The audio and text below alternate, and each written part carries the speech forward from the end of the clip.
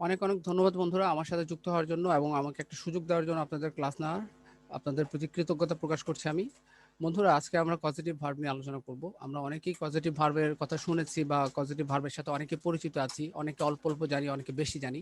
যাই হোক, সমস্যা নেই। ইনশাল্লাহ আজকের ক্লাসটার পরে পজিটিভ ভার্ব একবার পানির মতো সহজ হয়ে যাবে আপনাদের কাছে।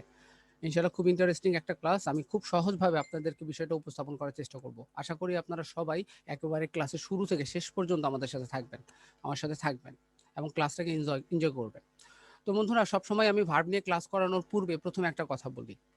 আহ, যে ৮টা পার্টস অফ স্পিচ রয়েছে, noun, pronoun, adjective, verb, adverb, preposition, conjunction, interjection, এই সবগুলো পার্টস অফ স্পিচের মধ্যে সবচেয়ে ইম্পর্টেন্ট কিন্তু ভার্ব।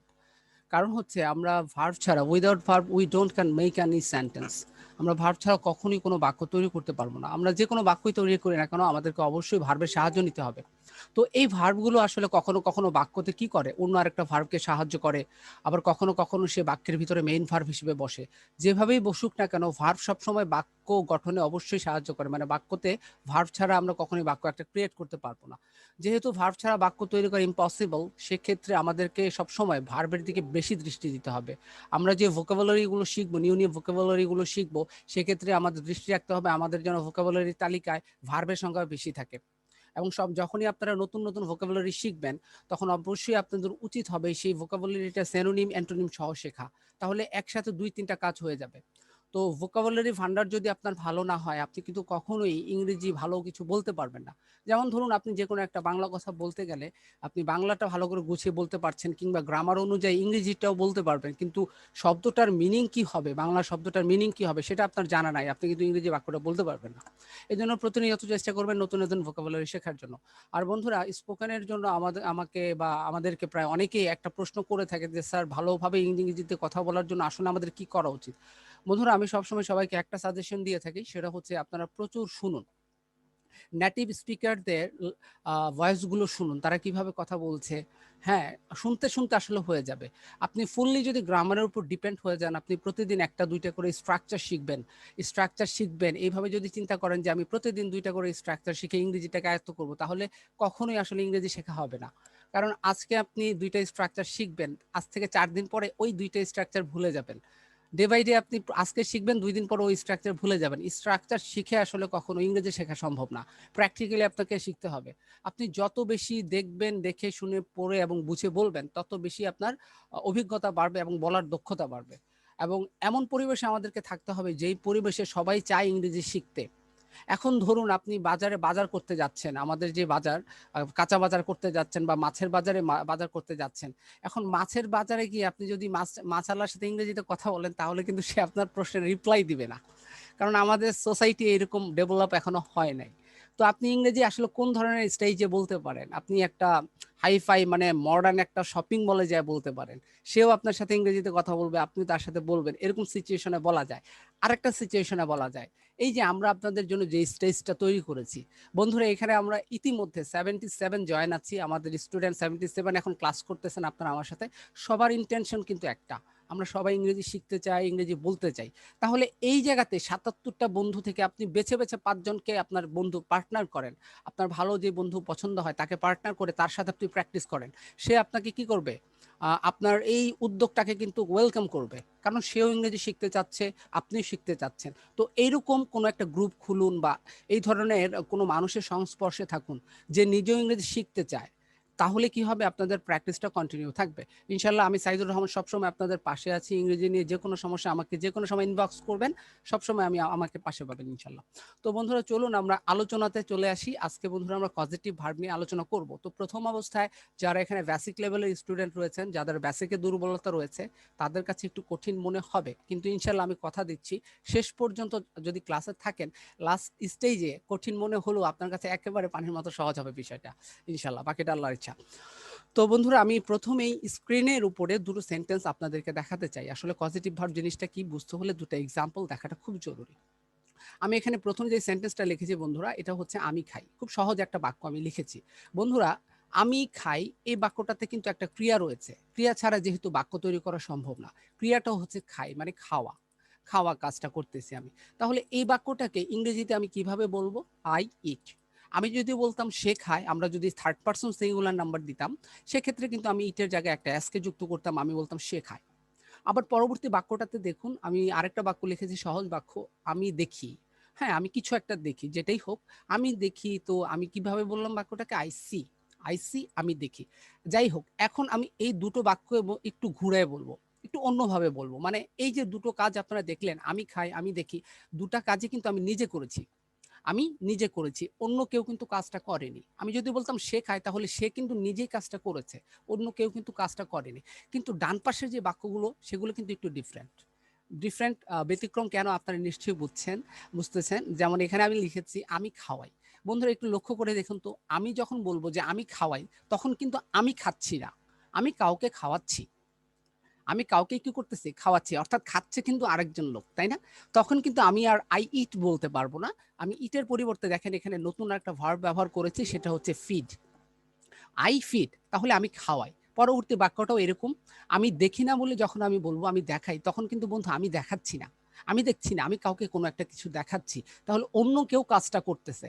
তখন আমি সি এর পরিবর্তে কি ব্যবহার করলাম? show ব্যবহার করলাম। আমি দেখাই। এরকমভাবে বাংলা বাক্যতে বা ইংরেজি বাক্যতে কিন্তু মাঝে মধ্যে আমরা অন্য কাউকে দিয়ে কোনো কাজ করাই। আমি নিজে না করে কি করি? মাঝে মধ্যে অন্য কারো মাধ্যমে আমি কাজটা করাই নিই। ঠিক আছে? আমার এরকম ইনটেনশন থাকে। কারণ সমাজে চলতে হলে আমাদের কিন্তু একে অপরের সহযোগিতা নিতে হয়। আমরা সবকিছু আমরা নিজেরাই করতে পারবো না। আপনি নিজে কোনো কিছু করতে পারবেন না। আপনার মানুষের এলাকার মানুষের, আশেপাশের লোকজনের বা কোনো বস্তুর সাহায্য আপনাকে নিতে হবে। তো এরকমভাবে আপনি যখন কাউকে দিয়ে কোনো কিছু করাবেন, তখন আমাদেরকে পজিটিভ ভার্ব ব্যবহার করতে হবে। তো আরো কয়েকটা এক্সাম্পল দেখাই। যেমন জানা, জানার একটা আলাদা অল্টারনেটিভ ওয়ার্ড আছে, যদি আপনি অন্য কারো মাধ্যমে সেটা করান, যে জানানো, জানানো, ইনফর্ম, সি দেখা, শো দেখানো, রিমেম্বার মানে মনে করা, রিমাইন্ড মানে মনে করানো, আরেকজনের মাধ্যমে আপনি করাচ্ছেন। ডিপ মানে ডুব দেওয়া, আর ডিপ অর্থ ডুবানো, কাউকে আপনি ডুবাচ্ছেন, হ্যাঁ? আপনি ডুব দিচ্ছেন, আর ডিপ মানে আপনি কাউকে ডুবাচ্ছেন। তো এরকম কিন্তু ইংরেজি বাক্যতে এরকম ওয়ার্ড আলাদা পাওয়া যায়। যেমন ইট খাওয়া, ফিট খাওয়ানো, এরকম আলাদা আলাদা ওয়ার্ড পাওয়া যায়। কিন্তু কিছু কিছু শব্দ রয়েছে বাংলা বাক্যতে, যেগুলোর এরকম আলাদা ওয়ার্ড আপনি পাবেন না। যেমন ধরুন, আমি যদি বলি আমি করি, আপনারা সবাই বলবেন আই ডু। এখন আপনাদেরকে যদি আমি বলি যে আমি করাই, এটাকে মিনিং করেন, এটাকে অর্থপূর্ণ করেন, তখন কিন্তু আপনি চিন্তায় পড়ে যাবেন। কারণ আমি করাই, করানোর জন্য, মানে করাই শব্দটার মিনিং করার জন্য আপনি এরকম ফিট, শোর মতো কোনো আলাদা অল্টারনেটিভ ওয়ার্ড পাবেন না, নাই এখানে। ইংরেজিতে এরকম কোনো ওয়ার্ড নাই। তাহলে বাংলাতে যদি এরকম অর্থ থেকে থাকে, ইংরেজিতেও তো একটা অর্থ অবশ্যই থাকবে, তাই না? তো তাহলে কিভাবে এই বাক্যগুলোকে আমরা উচ্চারণ করব বা কিভাবে মিনিংফুল করব? তো বন্ধুরা, এই ধরনের যেই ইংরেজিগুলোর, মানে যে বাংলাগুলোর এই ধরনের কোনো ভার্ব থাকে না, যেমন কড়াইয়ের মতো কোনো ভার্ব থাকে না, সেই সকল বাক্যগুলোকে মিনিংফুল করার জন্যই আমাদেরকে কজেটিভ ভার্ব ব্যবহার করতে হয়। তো আমরা এই বাক্যটাকে একটু ঘুরায় বলি, আমি কড়াই। বন্ধুরা, আমরা কিন্তু আমি কড়াই কোনো একটা ব্যক্তির মাধ্যমে হয়তোবা কাজটা করাবো, বা কোনো একটা বস্তুর মাধ্যমে কাজটা করাবো। তো বাক্যটাকে আমি এভাবে লিখি, তাহলে আপনাদের বুঝতে সুবিধা হবে। আমি সাইদুরকে দিয়ে করাই। আমি সাইদুরকে দিয়ে করাই। ঠিক আছে? আমি কিন্তু করছি না। আমি কার মাধ্যমে কাজটা করাচ্ছি? আমি সাইদুরের মাধ্যমে কাজটা করাচ্ছি। আমি সাইদুরকে দিয়ে কাজটা করাচ্ছি। তাহলে দেখেন আমি এই বাক্যটাকে কিভাবে লিখলাম? I make Saidur do। I make Saidur do। আমি সাইদুরকে দিয়ে করাই। বাক্যটা কিন্তু এখন হয়েছে। একবার 100% কারেক্ট হয়েছে। এখন এখানে 100% কারেক্ট হওয়ার পরেও আপনাদের অনেকের মনে একটা প্রশ্ন তৈরি হবে। আপনারা অনেকেই জানেন, মেক অর্থ তৈরি করা। মেক অর্থ কি করা? তৈরি করা। তো এখানে দুটো ভার্ব কেন হলো? একটা হয়েছে মেক, আরেকটা হয়েছে ডু। কেন হয়েছে দুটো ভার্ব? আবার এখানে আমি যদি এটাকে মিনিং করি, এটার অর্থ হচ্ছে আমি সাইদুরকে দিয়ে করা। এখানে মেক অর্থ তৈরি করা। এরকম কোনো অর্থ তো বাংলা বাক্য দিচ্ছে না। বাংলা বাক্যতে তৈরি করা এরকম কোনো অর্থ খুঁজে পাওয়া যাচ্ছে না। তাহলে কেন এরকম হলো? বন্ধুরা, এই বাক্যতে এই মেকটাই হচ্ছে গিয়ে কজেটিভ ভার্ব। তাহলে কজেটিভ ভার্ব কি করে? যেই সকল বাংলা শব্দগুলোর এরকম কোনো ভার্ব নাই, বা ইংরেজি ওয়ার্ডের অন্যের মাধ্যমে করানো হলে এরকম কোনো ভার্ব, মানে এরকম কোনো ক্রিয়া খুঁজে পাওয়া যায় না, সেই সকল বাক্যগুলোকে মিনিংফুল করার জন্য এইরকম মেইকের মতো ওয়ার্ড আনতে হয়। এই মেইকের মতো ওয়ার্ডগুলাকেই বলা হয় কজেটিভ ভার্ব। আপনি চাইলে এই মেইকের জায়গায় ব্যবহার করতে পারবেন হ্যাভ। আই হ্যাভ ব্যবহার করতে পারবেন, গেট ব্যবহার করতে পারবেন, লেট ব্যবহার করতে পারবেন, কোনো সমস্যা নাই। তবে একটু ঝামেলাও আবার আছে, না থাকলে কেন এতগুলা ভার্ব হতো? তো তো এখানে আমি চাইলে যে অন্যান্য যে হ্যাভ, গেট, লেট ব্যবহার করতে পারতাম, এগুলাও কিন্তু পজিটিভ ভার্ব, এগুলাও ব্যবহার করা যেত। কিন্তু পরিস্থিতি বুঝে, সিচুয়েশন বুঝে আমাদেরকে সঠিক পজিটিভ ভার্ব নির্বাচন করতে হবে, তা না হলে বাক্যগুলা ভুল হয়ে যাবে। আমাদের বিভিন্ন ধরনের বিশেষ পরীক্ষা, ব্যাংক জব পরীক্ষায় কিন্তু এই ধরনের পজিটিভ ভার্ব নিয়ে প্রশ্ন আসে। আপনার সঠিক ভার্বটা কি নির্বাচন করবেন, আপনি এই পরবর্তী ভার্বটা কি নির্বাচন করবেন, যেমন এখানে ডু না দিয়ে ডান দিয়ে দিবে, এরকম ডিফারেন্ট টাইপের অনেক কিছু আসবে, আপনাকে সঠিক করে দিতে হবে। আমি একেবারে ক্লাসের শেষে এমসিকিউ রেখেছি আপনাদের জন্য, যে সম্পূর্ণ ক্লাসটা করার পরে আপনারা বিষয়টা কি বুঝতে পারলেন কিনা এটা যাচাই করার জন্য আমি 8 থেকে 9টা এমসিকিউ রেখেছি আপনাদের জন্য, যেটা পুরোপুরিভাবে আপনারা করবেন ক্লাসটা করার জন্য, তখন আমি বিষয়টা বুঝিয়ে দেবো আরো ভালোভাবে। তাহলে বন্ধুরা আমরা তাহলে বুঝলাম যে সকল ক্রিয়ার কোনো মিনিং থাকে না আলাদাভাবে, অন্যের মাধ্যমে করানো হলে তখন আমরা এরকম মেকের মতো ভার্বকে ব্যবহার করি, এবং সেগুলোই হচ্ছে পজিটিভ ভার্ব। আরো সহজভাবে আপনাদের বোঝার জন্য একটা সংজ্ঞা আমি এখানে দিতে চাই পজিটিভ ভার্বের। পজিটিভ শব্দটার অর্থ হচ্ছে প্রযোজক, আর ভার্ব মানে ক্রিয়া। That means the meaning of the positive verb is প্রযোজক ক্রিয়া, অর্থাৎ কোনো কাজ নিজে না করে অন্যকে দিয়ে কাজটা করানোই হলো পজিটিভ ভার্ব। আপনি কখনো নিজে কাজটা করবেন না, অর্থাৎ অন্য কেউ এই কাজটা ঘটার কারণ হবে। তো অন্য কারো মাধ্যমে আপনি কাজটা করালে কিন্তু বিভিন্ন ওয়েতে করতে পারবেন। আপনি হয়তো বা কারো কাছ থেকে জোর করে কাজটা করাতে পারবেন। জোর করে আমরা সাধারণত কাঁধের দিয়ে কাজ করাই।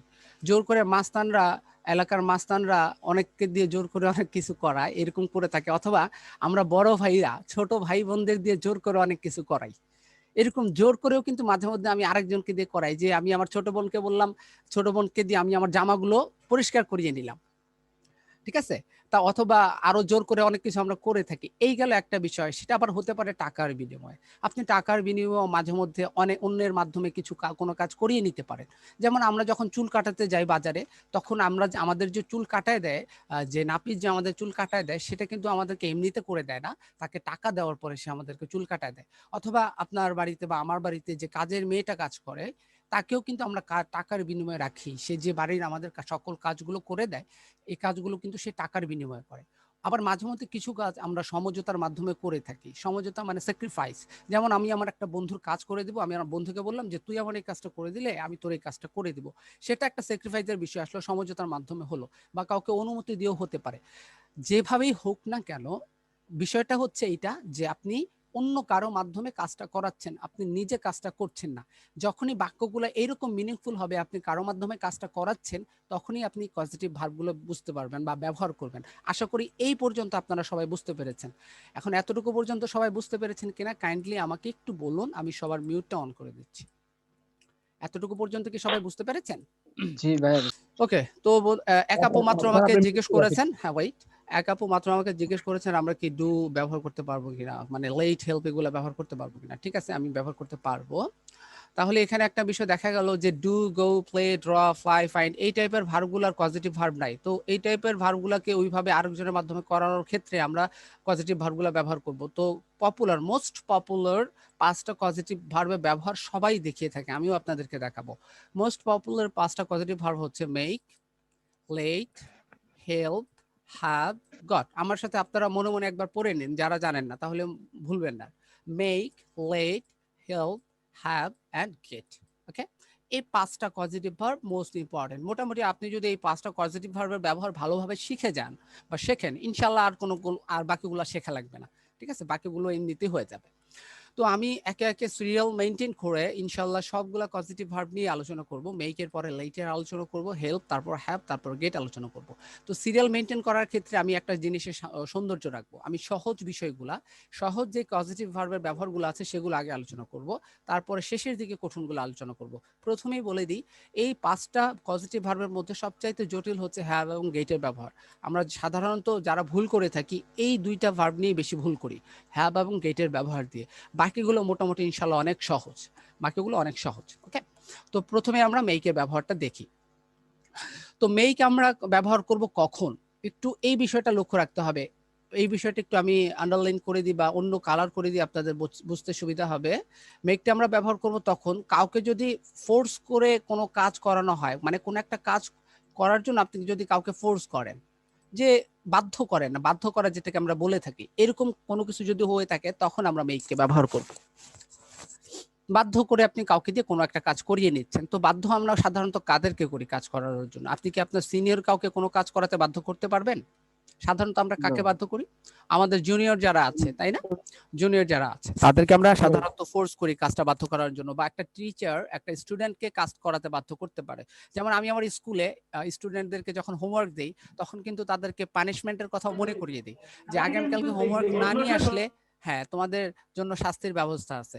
তো সেক্ষেত্রে আমি আমার স্টুডেন্টদেরকে দিয়ে বাড়ির কাজটা করিয়ে নেই, এটা এখানে কিন্তু ফোর্স কাজ করতেছে। তো আপনাদের আগে বুঝতে হবে যে আপনি যে বাক্যটা তৈরি করতে চাচ্ছেন বা যে বাক্যটা বলতে চাচ্ছেন সেখানে ফোর্স কাজ করতেছে কিনা, তখন আপনি মেক ব্যবহার করবেন। তো মেকের পাস্ট ফর্ম আমরা জানি মেড। তো টেন্স অনুসারে কিন্তু এই মেকের পাস্ট ফর্ম ব্যবহার করা যাবে, কোনো সমস্যা নাই। আপনি যে জাস্ট মেক বলেছে এই জন্য মেকই ব্যবহার করবেন তা কিন্তু নয়, আপনি চাইলে মেডও ব্যবহার করতে পারবেন অতীত সময়ের ক্ষেত্রে। এক্সাম্পল দিয়ে বিষয়টা বুঝবো তার আগে আমরা প্রথমে জাস্ট একটা স্ট্রাকচার ভালোভাবে শিখবো। সকল পজিটিভ ভার্বের জন্য স্ট্রাকচার একটাই, সেটা হচ্ছে সাবজেক্ট। প্রথমে দিতে হবে সাবজেক্ট। এখানে সাবজেক্ট বলতে আমি বলতে যাচ্ছি যে কাজটা করায় তাকে দিয়ে। আচ্ছা, যখন আমি কাউকে দিয়ে কোনো একটা কাজ করাবো সেখানে ব্যক্তি কয়জন থাকবে বলেন তো? হাউ মেনি মেম্বার্স আর দেয়ার? মানে আমি দুইজন থাকবেন, দুইজন থাকবেন। হ্যাঁ, একজন আমি, আর আমি যদি সাইদুরকে দিয়ে করাই বা অন্য কাউকে দিয়ে করাই সেক্ষেত্রে আরেকজন লোক থাকে না? আরেকজন থাকে, হ্যাঁ আরেকজন থাকে। আমি এটা বলতে চাচ্ছি মানে কেউ একজন কাজটা করাচ্ছে এবং আরেকজন করছে, তো দুইটা পার্সন ঠিকই থাকে। তো এই যে সাবজেক্ট, প্রথম যে সাবজেক্টের স্থানে যে বসবে, সাবজেক্টের স্থানে যে বসবে সে হচ্ছে যে কাজটা করাচ্ছে সে, যে কাজটা করাচ্ছে সে। তারপরে আমরা যেহেতু ফোর্স করে যদি করাই সেক্ষেত্রে আমাকে মেক অথবা মেড দিতে হবে টেন্স অনুসারে, তারপরেই চলে আসবে কোনো ব্যক্তি বা বস্তু। আচ্ছা, আমরা কিন্তু সবসময় যে ব্যক্তিকে দিয়ে আসলে কাজ করাবো তা কিন্তু নয়, মাঝে মধ্যে কিন্তু আমরা অনেক বস্তু দিয়েও কাজ করিয়ে থাকি। আমি এই বিষয়টা বোঝাবো যে বস্তুর মাধ্যমে যে কাজ করানো যায়, ব্যক্তির মাধ্যমে করানো যায়। যাই হোক, সাবজেক্ট হবে সেই জায়গাতে, মানে যে কাজটা করাবে সে হবে প্রথমে, তারপরে মেক অথবা মেড দিব আমরা, তারপরে চলে আসবে ব্যক্তি বা বস্তু। তারপরে সবসময় মনে রাখতে হবে মূল ভার্বের বেস ফর্ম হবে, একবার সহজ হিসাব। মেক আপনি যখন ব্যবহার করবেন তখন পরবর্তী যে ভার্বটা হবে সেই ভার্বটা অবশ্যই মূল ভার্বের বেস ফর্ম হবে।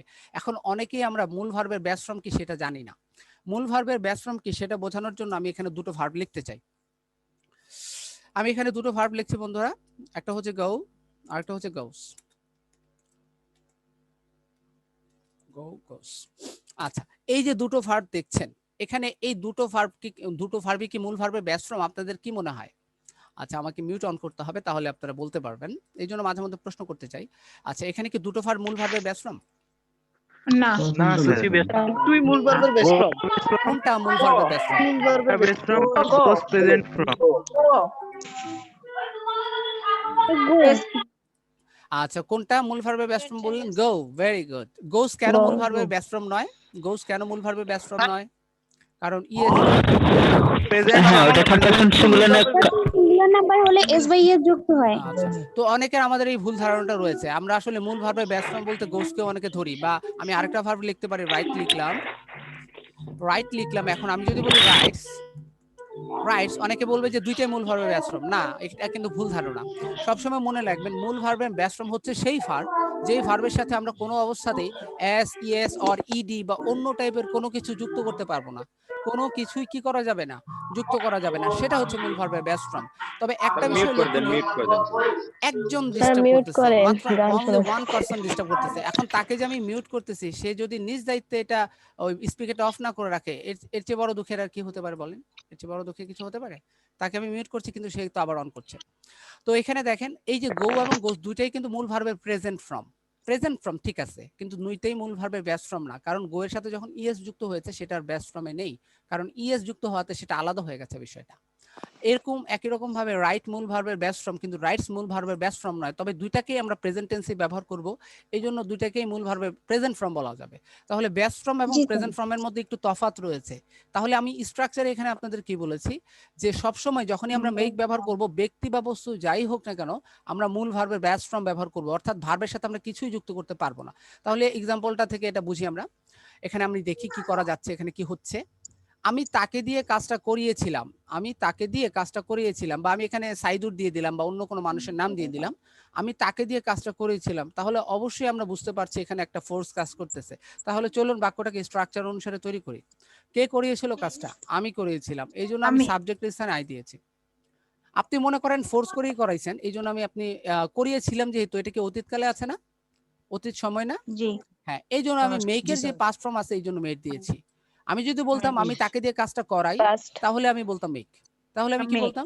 হ্যাঁ, মেক বলতাম। Make. আচ্ছা, এবার আসুন, আমি করিয়েছিলাম, মেড দিলাম তাকে দিয়ে। তাকে দ্যাট মিন্স আমরা এখানে একটা প্রোনাউন ইউজ করতে হবে। Him. হ্যাঁ, হিম ব্যবহার করলাম। এখন আমরা এই বাক্য থেকে ভার্ব খুঁজে বের করব। What's the verb in this sentence? Do Do. Do, করা, করা। Do. হ্যাঁ, তো এই ডুটাকে দিয়ে দিলাম। এটাই হচ্ছে মূল ভার্বের বেস ফর্ম। আমরা এখানে ডাজ ব্যবহার করতে পারবো না। আচ্ছা, সে তাকে দিয়ে কাজটা করিয়েছিল, এখন আমি আইনা দিয়ে এখানে হি দিলাম। মনে করুন সে তাকে দিয়ে কাজটা করিয়েছে। এখন অনেকে ভাববে হিটা হচ্ছে থার্ড পারসন সিঙ্গুলার নাম্বার, তারা কি করবে, এই যে ডু আছে, ডু এর সাথে এস যুক্ত করে দিবে। ডু এর সাথে এস যুক্ত করলে কি হবে? না না ডু এর স্যার, সাথে না। এস যুক্ত করা যাবে না, ঠিক আছে?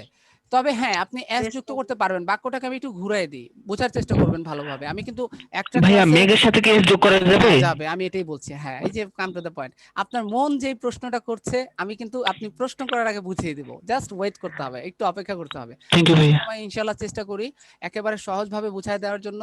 কারণ ছোটবেলায় যখন আমরা টিচারের কাছে পড়তাম, স্যারদেরকে প্রশ্ন করতে আমাদেরও ভয় লাগতো, যে ভাবতাম আমি তো এটা বুঝি নাই, স্যারকে জিজ্ঞেস করলে স্যারকে আবার ব্যাদ দেয় কিনা।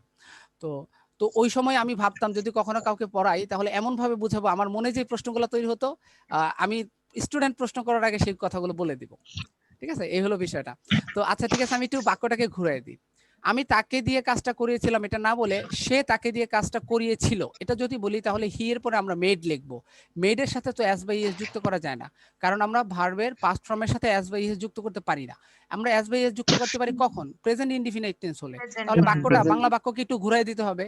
সে তাকে দিয়ে কাজটা করায়, সে তাকে দিয়ে কাজটা করায়, তখন বাক্যটা প্রেজেন্ট টেন্স। তো তখন আপনি মেক, He makes. মেক লিখবেন, আপনি মেক লিখবেন, এটা ঠিক আছে, মেক। তখন আপনি মেকের সাথে এস দিতে পারবেন। আপনি যখন লিখতে পারবেন he makes him do the work, আপনাকে স্ট্রাকচারটা ফলো করতে হবে। আমি এখানে বলেছি টেন্স অনুসারে যে কোনো পরিবর্তন যে হওয়ার যে বিষয়টা, সেটা অবশ্যই হবে। আপনি টেন্স অনুসারে যে পরিবর্তনগুলো করে থাকেন, যেমন আমি যদি বলি সে ভাত খায়, তখন আপনি কি লিখবেন?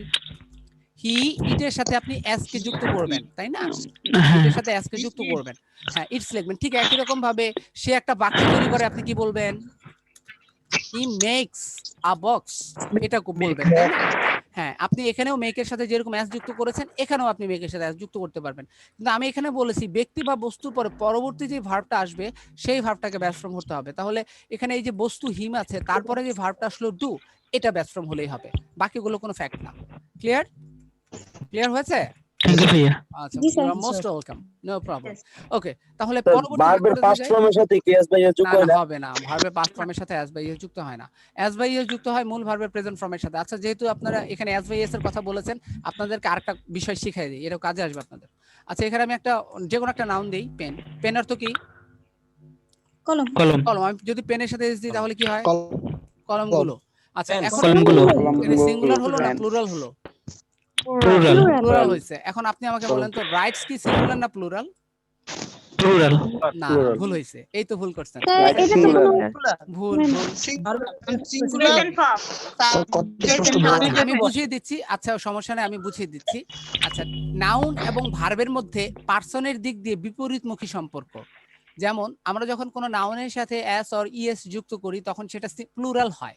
যেমন পেনের সাথে যখন আমি এস কে যুক্ত করলাম, তখন সেটা হয়ে গেল কলমগুলো হয়ে গেছে। কি হয়ে গেছে? কলমগুলো। আসি।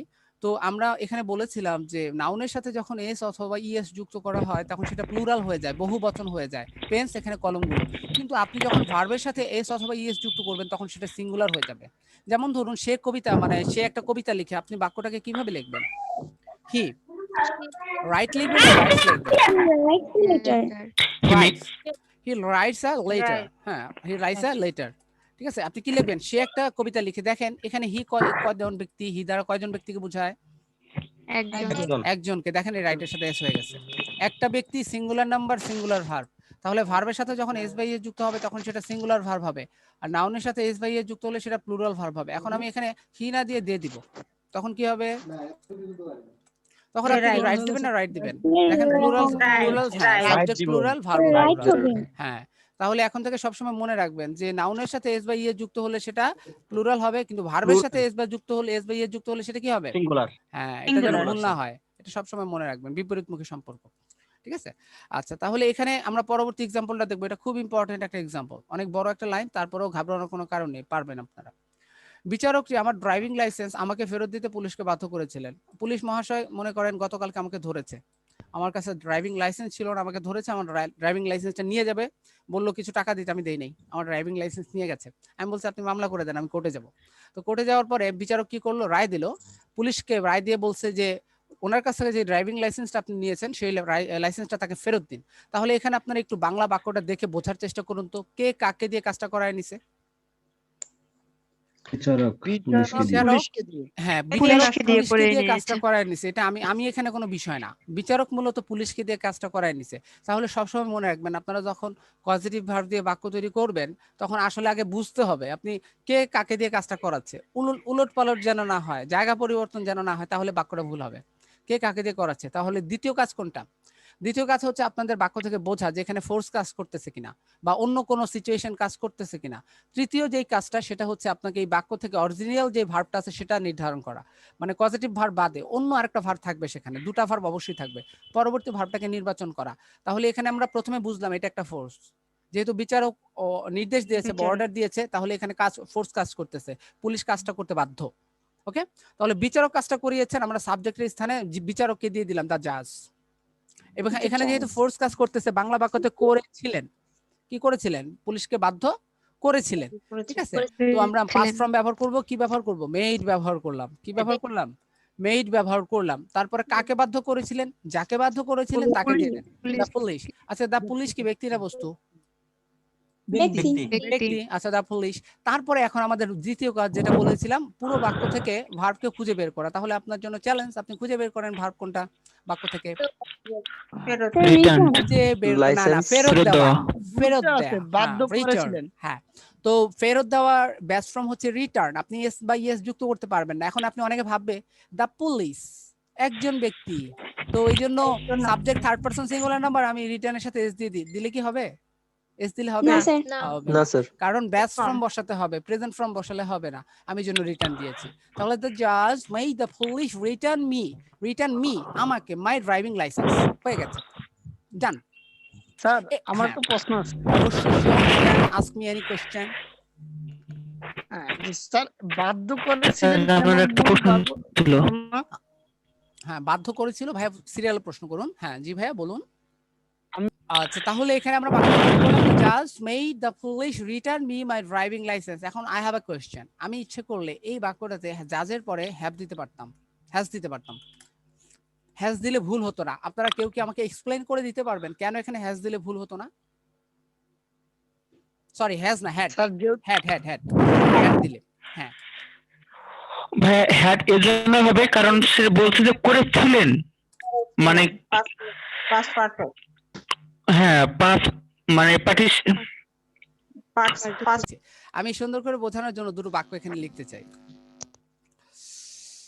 I played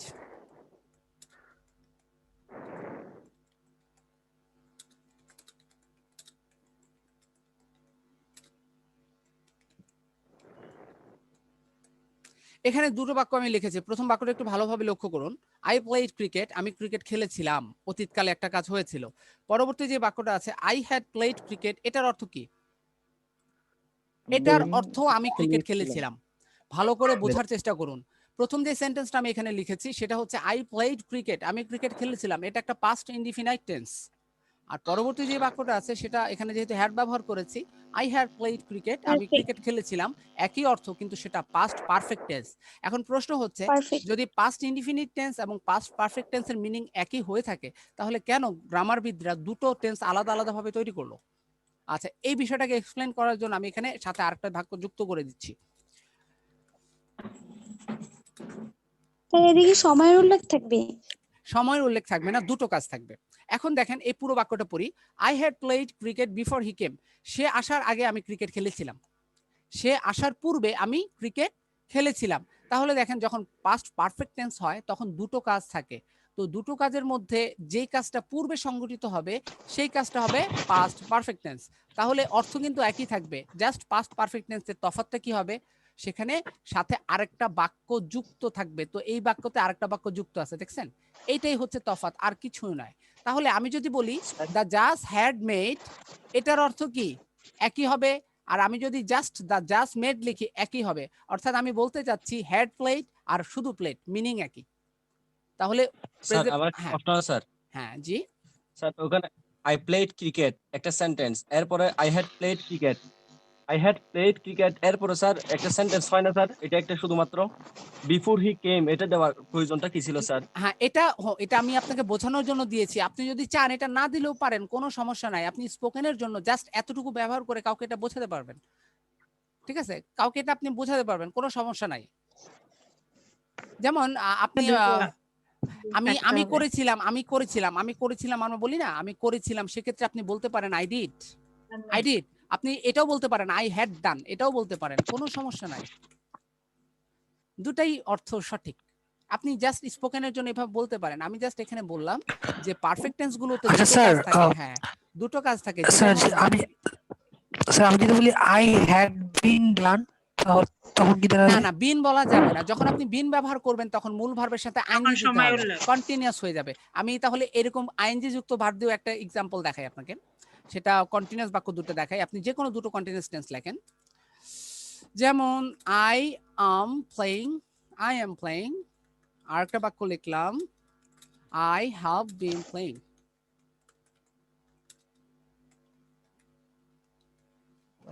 Why?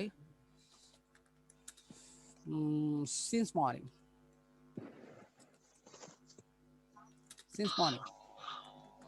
একটু লক্ষ্য করে দেখুন, আসলে টেন্স কিন্তু খুব কঠিন নয়। আপনারা যদি টেকনিক্যালি টেন্সগুলো আয়ত্ত করতে পারেন তাহলে টেন্স আসলে খুব সহজ।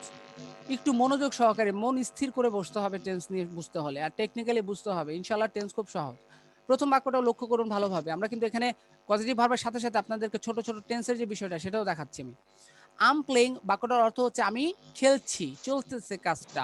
কিন্তু পরবর্তী বাক্যটা লক্ষ্য করুন, আই হ্যাভ বিন প্লেইং, এই এতটুকুর অর্থ কিন্তু আমি খেলছি, একই অর্থ। কিন্তু যখন আমি পারফেক্ট কন্টিনিউয়াস টেন্স বলবো, এটা কিন্তু প্রেজেন্ট পারফেক্ট কন্টিনিউয়াস টেন্স, তখন সময় উল্লেখ থাকবে। এই যে দেখেন সময় উল্লেখ আছে, সিন্স মর্নিং, কখন থেকে? সকাল থেকে। আমি সকাল থেকে খেলতেছি। তাহলে এই বাক্যটা শুধু আমি খেলতেছি, আর এই বাক্যতে আমি সকাল থেকে খেলতেছি।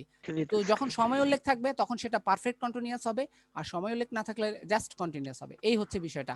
অনেকে আবার এখানে সিন্সের জায়গায় ফর ব্যবহার করেন। ফর ব্যবহার করতে হয় কখন? যখন সময় নির্দিষ্ট না। সময় যখন নির্দিষ্ট না, যখন আমি মর্নিং বলেছি সময় নির্দিষ্ট। এখন আমি যদি বলি ফর 2 আওয়ার্স বা 1 আওয়ার, 1 ঘন্টা ধরে, তখন সময় নির্দিষ্ট না। অনেকে আবার একটু ঘাটতারামি করে বলবেন, স্যার সময় কিভাবে বলেন নির্দিষ্ট না? 1 ঘন্টা ধরে খেলতেছেন, নির্দিষ্ট সময় না। 1 ঘন্টা ধরে নির্দিষ্ট সময় না। কেন নয়? আপনি কোন 1 ঘন্টা ধরে খেলতেছেন আমি জানি না।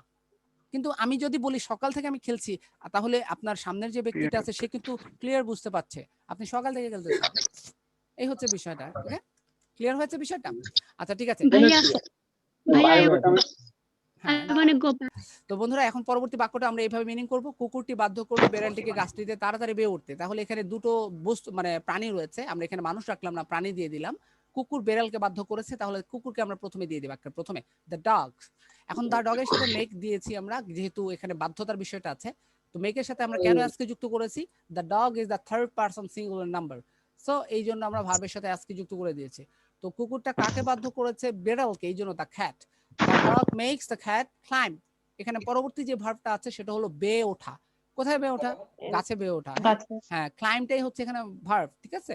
তো ক্লাইম্ব কোথায়? দ্য ট্রি কুইকলি, এই হয়ে গেল বাক্যটা। ওকে, ম্যানেজার বাধ্য করলেন তাকে শেষ করতে প্রতিদিনের রিপোর্ট, সে বাড়ি যাবার আগে। অনেক বড় বাক্য কিন্তু একই রকমের মিনিং। ম্যানেজার কাদেরকে বাধ্য করছেন? বাধ্য করলেন তাকে। তাহলে ম্যানেজার মেক্স হিম একটা ব্যক্তি, মেক্স হিম কি করতে? শেষ করা। এখানে শেষ করাটা হচ্ছে কি ভার্ব, তাহলে ফিনিশ। হ্যাঁ, কি শেষ করতে? বাকি অংশটা এখানে মডিফায়ারের মতো কাজ করতেছে। স্টেপ বাই স্টেপ আপনারা দিয়ে দিবেন। বাক্যের প্রথমে কি দিয়ে প্রশ্ন করতে হয় ভার্বকে, তারপরে বাকি অংশগুলো দিতে হয়। কি? দ্য ডেইলি রিপোর্টস, কখন? Each day, before he goes home. ঠিক আছে, বাক্যগুলো এভাবে দিয়ে দিলেন, বাক্যটা হয়ে গেছে। ওকে, এখন এই বাক্যটা আপনাদের জন্য। আপনারা কে এখান থেকে বাক্যটা বলতে চান? আপনারা হাত তুলুন। তো তাহলে আমরা মেকের পরে লেটে চলে আসি। তো লেট আমরা কখন ব্যবহার করব? লেট আমরা তখন ব্যবহার করব যখন কাউকে অনুমতি দেওয়া বা করতে দেওয়া বোঝায়, যখন আমরা কোনো একটা কাজ করার জন্য অনুমতি দিয়ে দিব, পারমিশন দিয়ে দিব। আচ্ছা, তো অনুমতি দেওয়ার কিন্তু আরো দুটো সিনোনিম রয়েছে খুব মানে পপুলার। যেমন অনুমতি দেওয়া মানে কিন্তু আমরা অ্যালাউ বুঝি, আবার কি বুঝি? পারমিট বুঝি। পারমিট অর্থ অনুমতি দেওয়া, বা অ্যালাউ অর্থ কি করা? অনুমতি দেওয়া। তো আপনি এই লেটের জায়গায় চাইলে পারমিটও ব্যবহার করতে পারবেন, চাইলে অ্যালাউ ব্যবহার করতে পারবেন।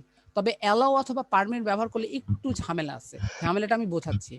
আমরা উপরে মেক দিয়ে যখন বাক্যটা তৈরি করেছি তখন কিন্তু বারবার বলেছি ব্যক্তি বস্তু যাই হোক না কেন ভার্বের কি ফর্ম ছিল?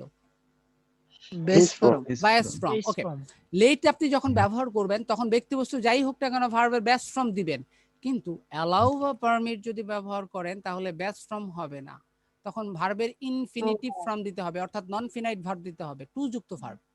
মানে ভার্বের আগে আপনাকে কি দিতে হবে? টু দিয়ে দিতে হবে। হ্যাঁ, এটা লক্ষ্য রাখতে হবে। তাহলে এক্সাম্পল থেকে বুঝি।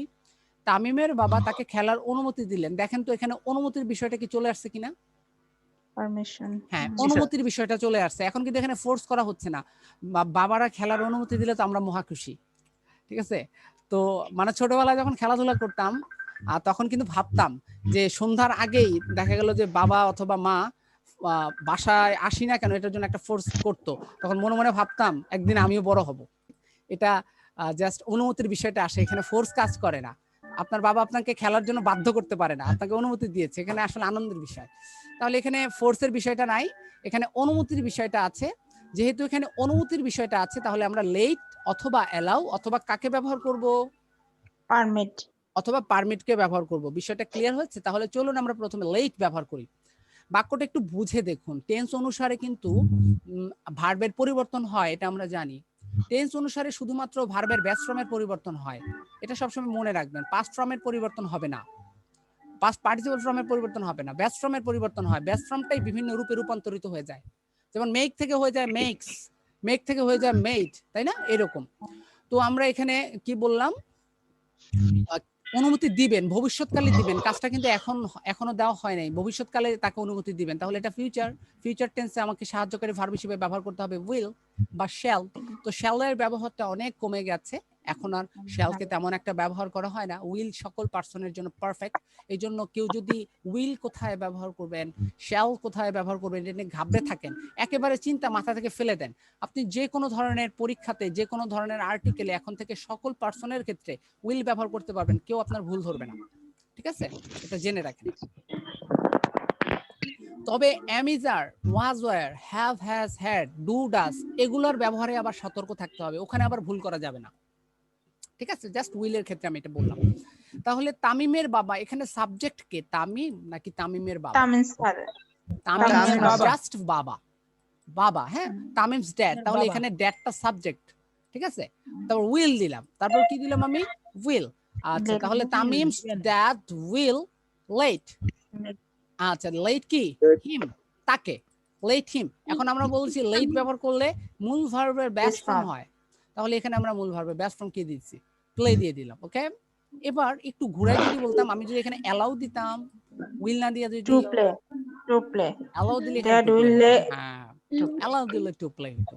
আমিন তার ছেলেকে কনসার্টে যাবার অনুমতি দিলেন, কনসার্টে যাওয়ার অনুমতি দিলেন, এটা কোন টেন্স? এটা প্রেজেন্ট টেন্স। Present tense. আচ্ছা, প্রেজেন্ট টেন্স অনুমতি দিলেন। তাহলে আমিন লেট হিজ সন, আমিন লেট দিলাম আমরা হিজ সন, তার ছেলেকে, হিজ সন। এখানে হিজটা না, মূলত সনটা হচ্ছে সাবজেক্ট, ব্যক্তি এটা। তাহলে আমিন লেট হিজ সন, ঠিক আছে? এখানে লেটের সাথে কি এস দেওয়া উচিত নয়? Go to the concert. না। আচ্ছা, let his son go to the কি? কনসার্ট। কোথায়? কনসার্টে। ওকে, আচ্ছা। তাহলে পরবর্তী বাক্যটাতে আমরা অ্যালাউ বা পারমিট ব্যবহার করলাম। স্যার হ্যাঁ, প্রেজেন্ট টেন্স হইলো কেমনে এটা? অনুমতি দিলেন।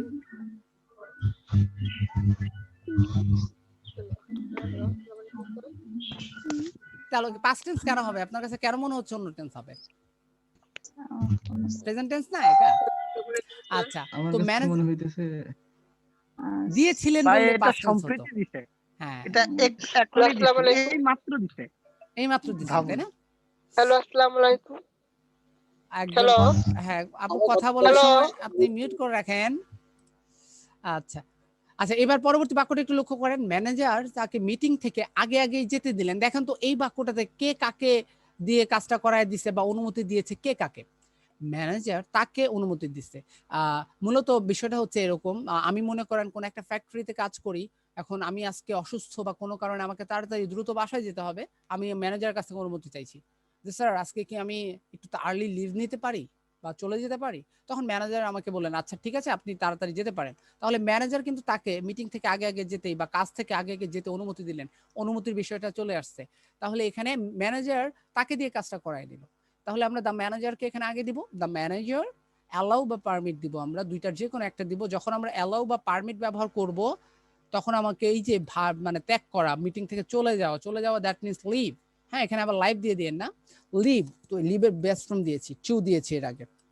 আবার আরেকটা বিষয় মনে রাখতে হবে, টু এর পরে সবসময় মূল ভার্বের বেস্ট ফর্ম হয়।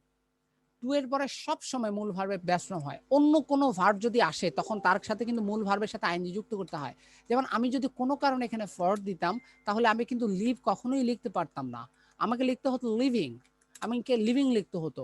আমি যদি অফ দিতাম অফ প্লেইং লিখতে হবে, প্লে আমি লিখতে পারবো না, এটা কখনো লেখা সম্ভব না। জাস্ট টু একটু ভিন্ন ধর্মী, টু এর পরে সবসময় ভার্বের বেস্ট ফর্ম হয়, যেমন টু প্লে, টু রাইট, এবং তখনই সেই বাক্যগুলো সেই শব্দগুলো হয়ে যায় ইনফিনিটিভ। যেমন টু প্লে এটা একটা ইনফিনিটিভ যাকে আমরা নন ফাইনাইট ভার্ব বলে থাকি। টু লিভ এটা একটা নন ফাইনাইট ভার্ব, এটা মূলত বাক্যের মধ্যে ভার্বের কাজ করবে না, ঠিক আছে, এরকম হবে। তো এই বাক্যটাতে আমরা যদি এখানে লেট দিতাম বন্ধুরা তাহলে কিন্তু আমরা টু কে ব্যবহার করতাম না। বিষয়টা আশা করি বুঝতে পেরেছেন আপনারা।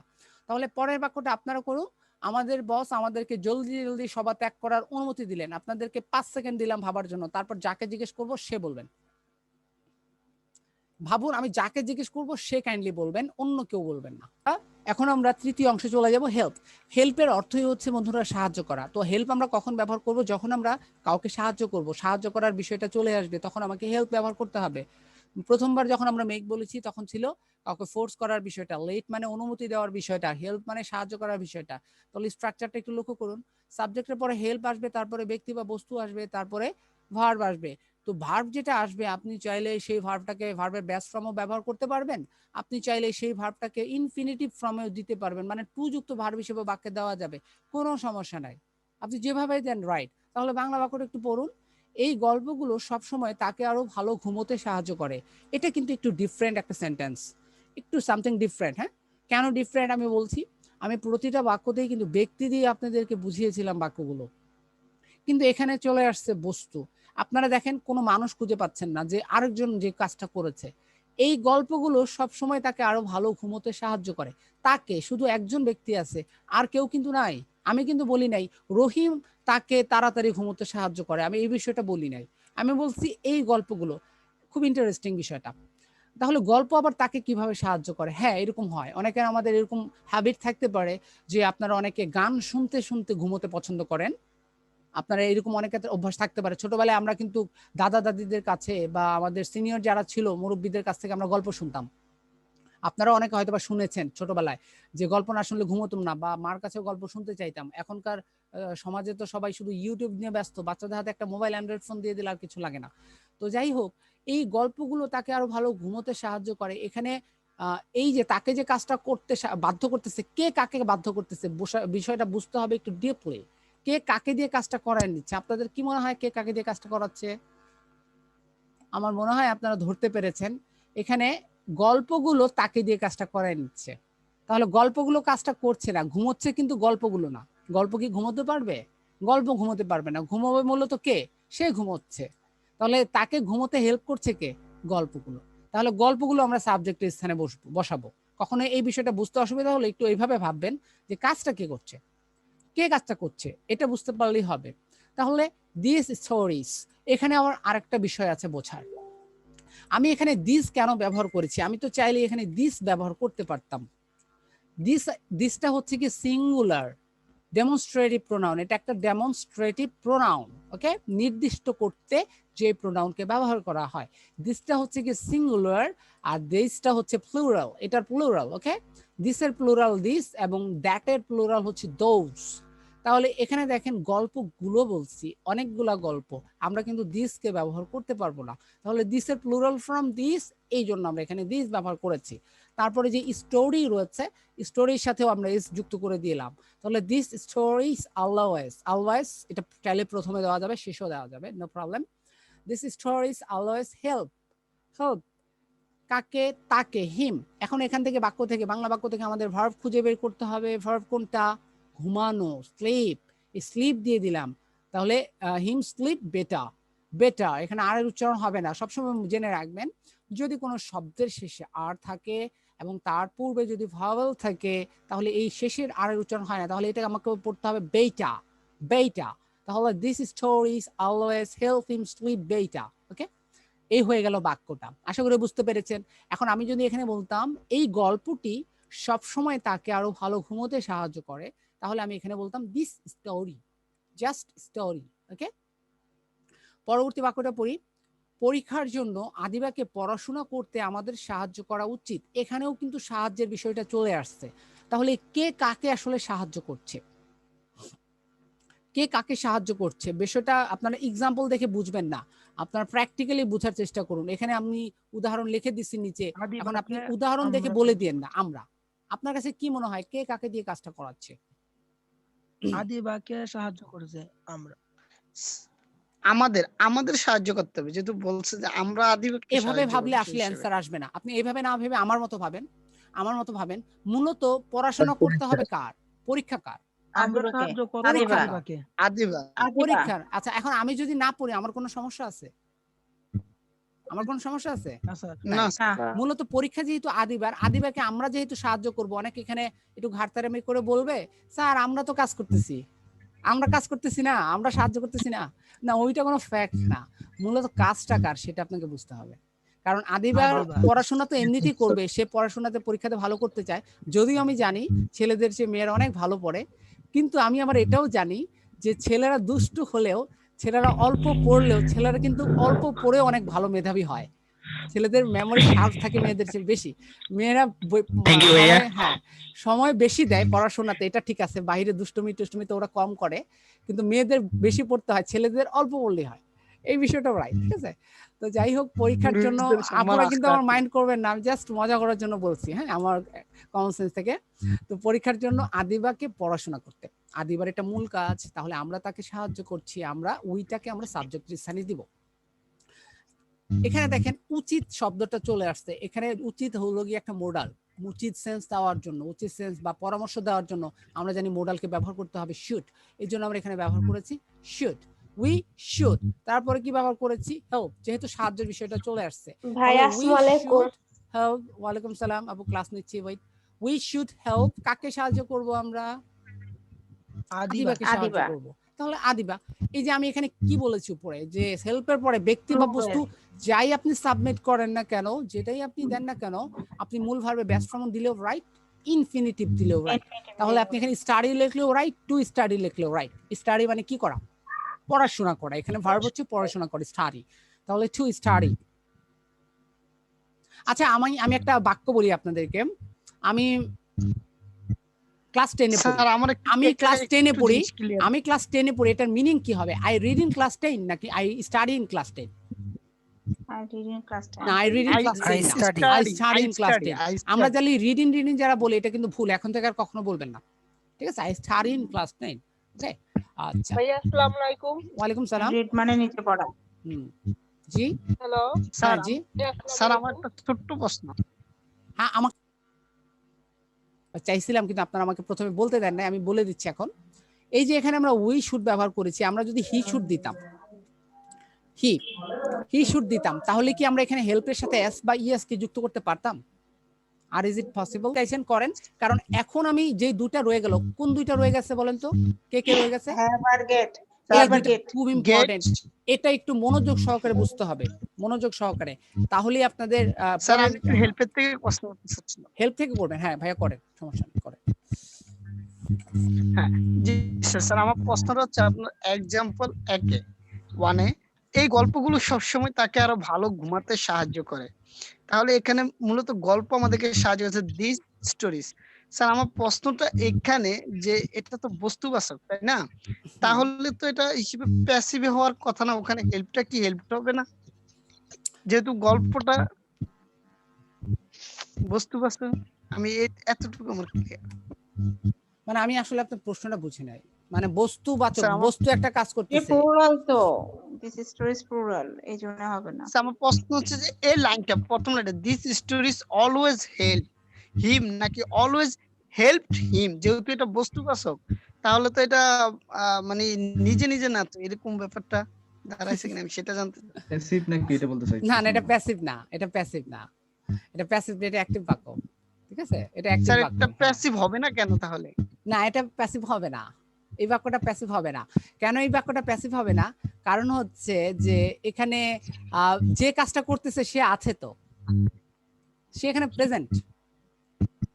ঠিক আছে, তাকে আরো ভালো ঘুমাতে সাহায্য করে, তাহলে সে তো ঘুমোচ্ছে, সে তো কাজটা করতেছে, তাই না? এখানে আছে। আর দিস স্টোরিজ অলওয়েজ আছে, এটা একটা প্রেজেন্ট ইনডিফিনাইট টেন্স। প্যাসিভ হওয়ার প্রশ্ন আসে না। প্যাসিভ হলে তো আরো ঝামেলা হবে। প্যাসিভ হলে এখানে আমাকে যে কোনো একটা সাহায্যকারী ভার্ব আনতে হবে, কারণ পৃথিবীতে এমন কোনো প্যাসিভ বাক্য নাই যেখানে সাহায্যকারী ভার্ব নাই। আপনি কি সাহায্যকারী ভার্ব ছাড়া কোনো প্যাসিভ বাক্য তৈরি করতে পারবেন? জি না, জি না, এটা সম্ভব? সম্ভব না। জি না। আচ্ছা, থ্যাংক ইউ। যেমন আই ইট রাইস, এই বাক্যটার প্যাসিভ কি হবে? Rice is eaten rice is eaten. হ্যাঁ, রাইসের পর আমি দেখেন একটা ইজ দিয়ে দিছি, ইটের পর পাস্ট পার্টিসিপল ফর্ম ইটেন দিয়ে দিছি, তাই না? এরকম, তাহলে সাহায্যকারী ভার্ব অবশ্যই লাগবে, তখন প্যাটার্ন চেঞ্জ হয়ে যাবে। আর কোনো বিষয়কে জটিল ভাববেন না। এই যে আপনি এখন যে জটিলতা নিয়ে ভাবতেছেন, এটা মাথা থেকে ঝেড়ে ফেলে দেন। আপনি জাস্ট এইভাবে ভাবেন যে কেউ কাউকে দিয়ে কাজটা করায় নিচ্ছে। প্যাসিভ বাক্যে এই ঘটনাটা ঘটে না, ঠিক আছে? প্যাসিভ বাক্যে কিন্তু অন্যরকম হয় বিষয়টা। তবে এখানে প্যাসিভ বাক্যের একটা এক্সাম্পল আছে পরের অংশতে। তাহলে আপনারা কি মনোযোগী আছেন, অ্যাটেনটিভ আছেন তো, নাকি স্যার এখন আমি চলে যাবেন? আরেকটু ছোট্ট কোশ্চেন করি আপনার এখানেই। হ্যাঁ, করে স্যার ফেলেন আপনার দ্রুত। কথাতে আপনি, হ্যাঁ স্যার এই যে প্রথম যে বলছিলেন যে মূল ভার্ব, স্যার এই যে মূল ভার্ব আর ইনফিনিটিভ ভার্ব এই দুইটার মধ্যে একটু মানে একই তো মনে হয় আমার দ্বারা, মানে যদি একটু ক্লিয়ার করে দিতেন আর কি। যেমন আচ্ছা, রেকর্ড হচ্ছে কিনা দেখেন তো, বলছিলেন ক্লাসটা কি রেকর্ড হচ্ছে কিনা একটু দেখেন কাইন্ডলি, নাকি জি, পজ স্যার, করে না রাখছি? স্যার পজ করে হ্যাঁ, রাখছি? রেকর্ড। আচ্ছা ঠিক আছে বন্ধুরা, এখন আমরা মোস্ট ইম্পর্টেন্ট যে বিষয়টা আছে সেটার দিকে একটু লক্ষ্য দিব। আমরা এখন হ্যাভ নিয়ে আলোচনা করব। তো হ্যাভ আমরা কখন ব্যবহার করব? কাজটার দায়িত্ব থাকে বা কোনো কিছুর বিনিময়ে, যদি আমরা কোনো কাজ কারো মাধ্যমে করাইনি, কোনো একটা কিছুর বিনিময়ে, বা আপনার উপরে কোনো একটা কাজের দায়িত্ব আছে, ঠিক আছে, দায়িত্ব, কর্তব্য, বাধ্যতা, এরকম একটা বিষয় যখন রয়েছে, তখন আপনি হ্যাভকে ব্যবহার করবেন, বা কোনো কিছুর বিনিময়ে। তো হ্যাভের ক্ষেত্রে স্ট্রাকচার দুটো, হ্যাভে স্ট্রাকচার হবে দুটো। এতক্ষণ আমরা একটা করে স্ট্রাকচার দেখাইছি, কিন্তু এখন দুটো। সাবজেক্টের পরে হ্যাভ অথবা হ্যাজ অথবা হ্যাড টেন্স অনুসারে তো আপনি বসাবেনই। যখন হ্যাভ হ্যাজ বা হ্যাডের পরে ব্যক্তি আসবে, মানে কোনো মানুষের কথা বলা হবে, তখন অবশ্যই মূল ভার্বের বেস ফর্ম হবে, অবশ্যই মূল ভার্বের বেস ফর্ম। কিন্তু হ্যাভের পরে যদি বস্তু চলে আসে, তখন আপনি ভার্বের পাস্ট পার্টিসিপল ফর্ম দিবেন, অর্থাৎ V3 ফর্ম দিবেন। এক্সাম্পল দিয়ে বিষয়টা ক্লিয়ার করছি। প্রথম example, I have her clean my room. I have her clean my room. এই যে বাক্যটা আপনারা দেখছেন, এই বাক্যটার অর্থ হচ্ছে আমি তার রুম পরিষ্কার করি। আমি আমার রুম পরিষ্কার করাই। আমি আমার রুম পরিষ্কার করাই।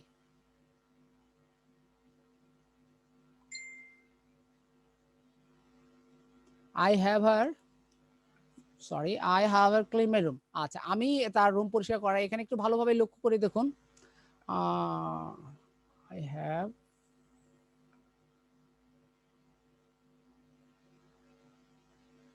সরি ভুল হয়েছে, একটু ভালো করে লক্ষ্য করে দেখুন। I have her clean my room, আমি তাকে দিয়ে আমার রুম পরিষ্কার করাই। The meaning of the sentence is আমি তাকে দিয়ে রুম পরিষ্কার করাই। তাহলে একটু লক্ষ্য করে দেখুন, আমি তাকে দিয়ে রুমটা পরিষ্কার করাই, আয়ের পর আমি হ্যাভ দিয়েছি, কারণ আয়ের পরে হ্যাভ হয়, হি হলে এখানে হ্যাজ হতো। তাকে দিয়ে, একটা মেয়ে মানুষ, হার, তাকে দিয়ে। তাহলে আমরা এখানে উপরে দেখলাম হ্যাভ হ্যাজ বা হ্যাডের পরে যদি ব্যক্তি হয়, তখন অবশ্যই ভার্বের বেস ফর্ম হয়। তো এই বাক্যতে পরিষ্কার করা, এইটাই হচ্ছে গিয়ে ভার্ব। তাহলে পরিষ্কার করা ক্লিন, ক্লিনের বেস ফর্ম ক্লিন। তাহলে আই হ্যাভ হার ক্লিন, মূল ভার্বের বেস ফর্ম দিলাম আমি। তাহলে আমি তাকে দিয়ে মাই রুম, আমার রুম পরিষ্কার করাই। বিষয়টা হচ্ছে এরকম, আমরা যে বাড়িতে যে আমাদের কাজের লোকরা থাকে, আমরা কাজের মহিলা যারা থাকে তাদেরকে আমরা টাকার বিনিময়ে বাসায় রাখি, তাদের দিয়ে যে কাজ করাই, বিভিন্ন ধরনের ঘরে কাজ করাই, তারা কিন্তু টাকার বিনিময়ে কাজ করে। তাহলে এখানে বিনিময়, কিছুর বিনিময়ের কথাটা চলে আসছে, এই জন্য আমরা এখানে কিন্তু হ্যাভ ভার্বকে সিলেক্ট করলাম, আই হ্যাভ। তো এখন আমি তাকে দিয়ে যেহেতু কাজটা করাই, সে হচ্ছে, তাকে বলতে একটা মানুষকে বোঝাচ্ছি, এই জন্য এটা একটা ব্যক্তি। তো এরকম ব্যক্তি হলে সেক্ষেত্রে আমরা ভার্বের বেস ফর্ম দিব, ক্লিন দিয়ে দিলাম। এবার একই রকমের বাক্য একটু ঘুরাই লিখছি আমি, my mother has her room cleaned by Raihan. আমি এই বাই রায়হান বাক্যটা থেকে কেটে দিতে চাই এবং আপনাদেরকে জিজ্ঞেস করতে চাই এই বাক্যটার মিনিং কি দাঁড়াচ্ছে, আপনারা কেউ বলতে পারবেন? এই যে পরবর্তী যে সেকেন্ড বাক্যটা আমি লিখেছি, এতটুকুর মিনিং কি দাঁড়ায়?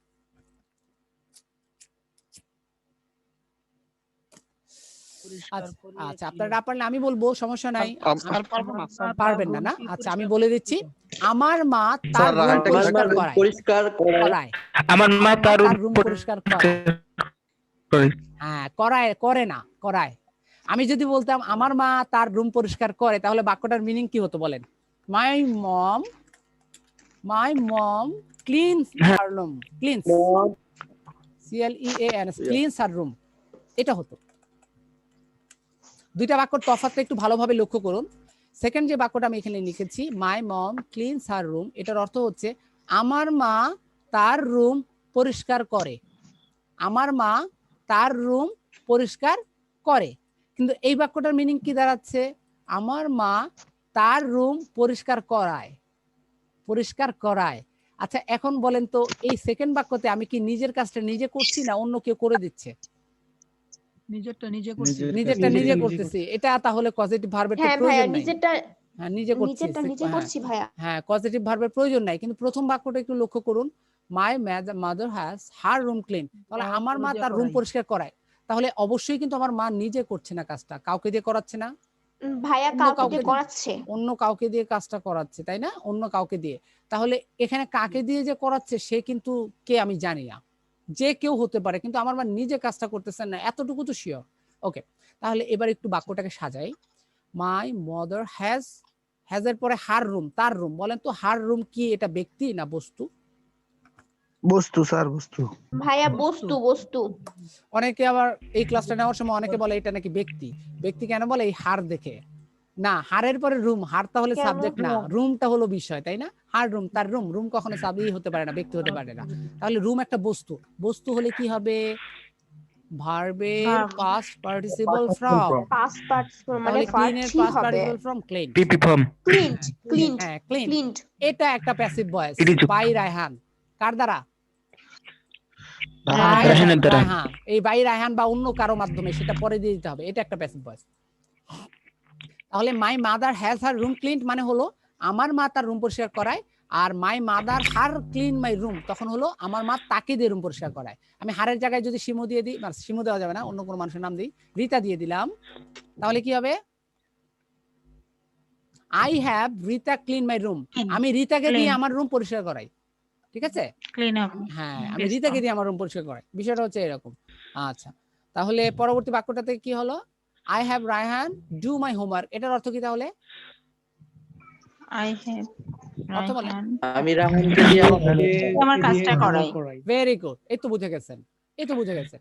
আমি রায়হানকে দিয়েছি, যেহেতু এরপরে রায়হান এটা একটা ব্যক্তি, এই জন্য কিন্তু করা মানে হোমওয়ার্ক করানো, করাটা মূল ভার্বে বেস ফর্ম হয়েছে। কি হয়েছে? মূল ভার্বে বেস ফর্ম হয়েছে। I have Raihan do my homework, আমি রায়হানকে দিয়ে হোমওয়ার্ক করাই। আচ্ছা বলেন তো, রায়হানকে কি টাকা দিয়ে আপনি কাজটা করাচ্ছেন? না, কোনো কিছু বিনিময় করাচ্ছি।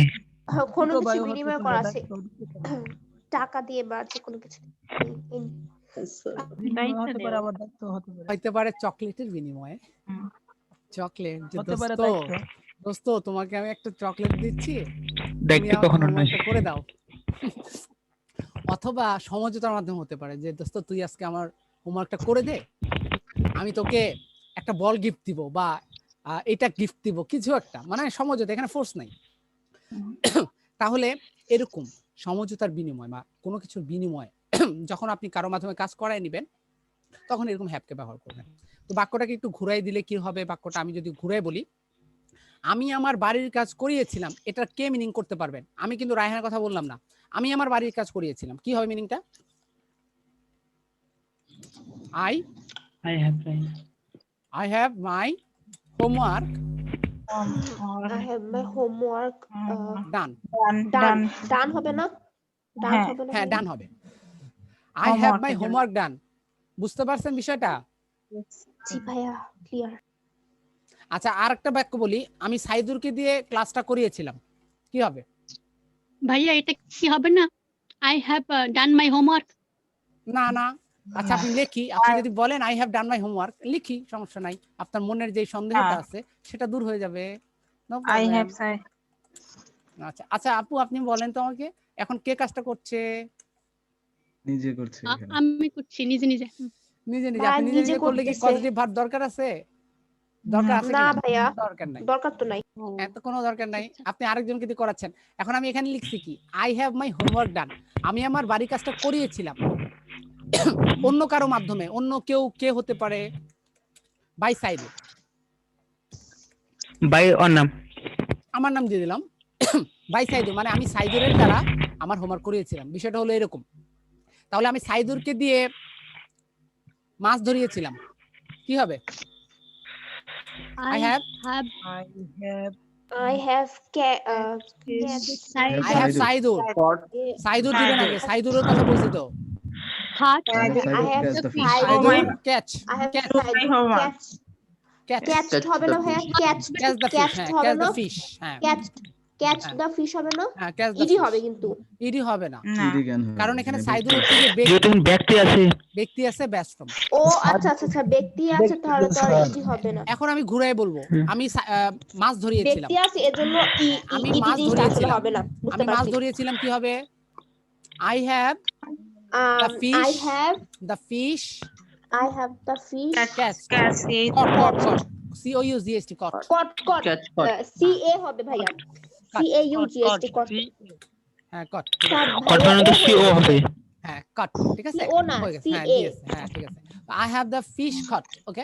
এখন আরেকটা বাক্য বলি, আমরা সাধারণত নাপিতকে দিয়ে চুল কাটাই। আমরা তো মাঝে মধ্যে বলি আমি চুল কেটে আসি। আসলে আপনি কি নিজের চুল নিজে কাটেন নাকি আরেকজনকে দিয়ে কাটেন? না ভাই, ভাই অন্যজন দিয়ে করানো তাহলে হয়। আমি নাপিতকে দিয়ে চুল কাটাই, কি হবে? I I have have the hair. I have my hair cut. I have my hair cut. I have the barber My cut my hair hair. cut. I have the barber cut my hair. নাপিত English হচ্ছে বারবার। নাপিত ইংরেজি বারবার, নাপিত দিতে হবে যাকে দিয়ে করান। I have barber cut my hair, ঠিক আছে? I have barber cut my hair। আচ্ছা, Yeah, have is very complicated. হ্যাঁ, Have খুব is very complicated, very complicated. complicated। আমি তো Very প্রথমে বলেছি complicated. have এর চেয়ে got আরো কমপ্লিকেটেড, ঠিক আছে? পরের এক্সাম্পল দেখলে আরো জটিল হবে। তো হ্যাভটা আমি আবার আলোচনা করছি, সমস্যা নাই। আমি গেট Have নিয়ে is এখন very কথা বলছি। complicated. সমঝোতার মাধ্যমে যদি কোনো কাজ করানো হয় তখন আপনি গেট ব্যবহার করতে পারবেন। সমঝোতা, ঠিক আছে? সমঝোতার মাধ্যমে যখন করাবেন, তো গেটের ক্ষেত্রে স্ট্রাকচার দুটো। গেটের পরে যদি ব্যক্তি আসে তখন সেক্ষেত্রে আপনাকে টু যুক্ত ভার্ব দিতে হবে। কিছুক্ষণ আগে আমরা এখানে কি দেখলাম, যে হ্যাভের পরে ব্যক্তি আসলে ভার্বের বেস ফর্ম হয়। গেটের পরেও ব্যক্তি আসলে কি হয়? টু যুক্ত ভার্ব হয়। গেট আমরা ব্যবহার করব সমঝোতার মাধ্যমে যদি কোনো কাজ করানো হয়, আর হ্যাভটাকে আমরা ব্যবহার করি কোনো কিছুর বিনিময়ে। এখানে কিন্তু এক ধরনের সমঝোতার বিষয়টা আসে। আপনি যেখানে হ্যাভ ব্যবহার করেছেন ওখানে গেটও ব্যবহার করতে পারবেন, কিন্তু গেট ব্যবহার করলেই কিন্তু স্ট্রাকচার ঘুরে যাবে, একটু কমপ্লিকেটেড। তাহলে গেটের পরে ব্যক্তি আসলে টু যুক্ত ভার্ব, এটা এক্সাম্পল দিয়ে বুঝবো। Saju will get Ratul to prepare his homework. The meaning of this sentence is Saju রাতুলকে দিয়ে তার বাড়ির কাজ করাবে। যেহেতু উইল গেট দিছি, করাবে। সাজু কাকে দিয়ে? গেটের পরে কি আছে? রাতুল, একটা মানুষ। মানুষের নামটা আগে বলেন, যেহেতু মানুষ আছে। সাজু রাতুলকে দিয়ে তার বাড়ির কাজ। প্রিপেয়ার বানানটা হয়নি, প্রিপেয়ার স্পেলিং। সাজু রাতুলকে দিয়ে তার বাড়ির কাজ করাবে। তাহলে এখানে গেটের পরে কি? রাতুল একটা ব্যক্তি, ব্যক্তি হলে কি হবে? টু যুক্ত ভার্ব, টু যুক্ত ভার্ব। তাহলে এখানে টু যুক্ত ভার্ব দিয়েছি। টু এর পরে কিন্তু ভার্বের পাস্ট ফর্ম কখনো হবে না।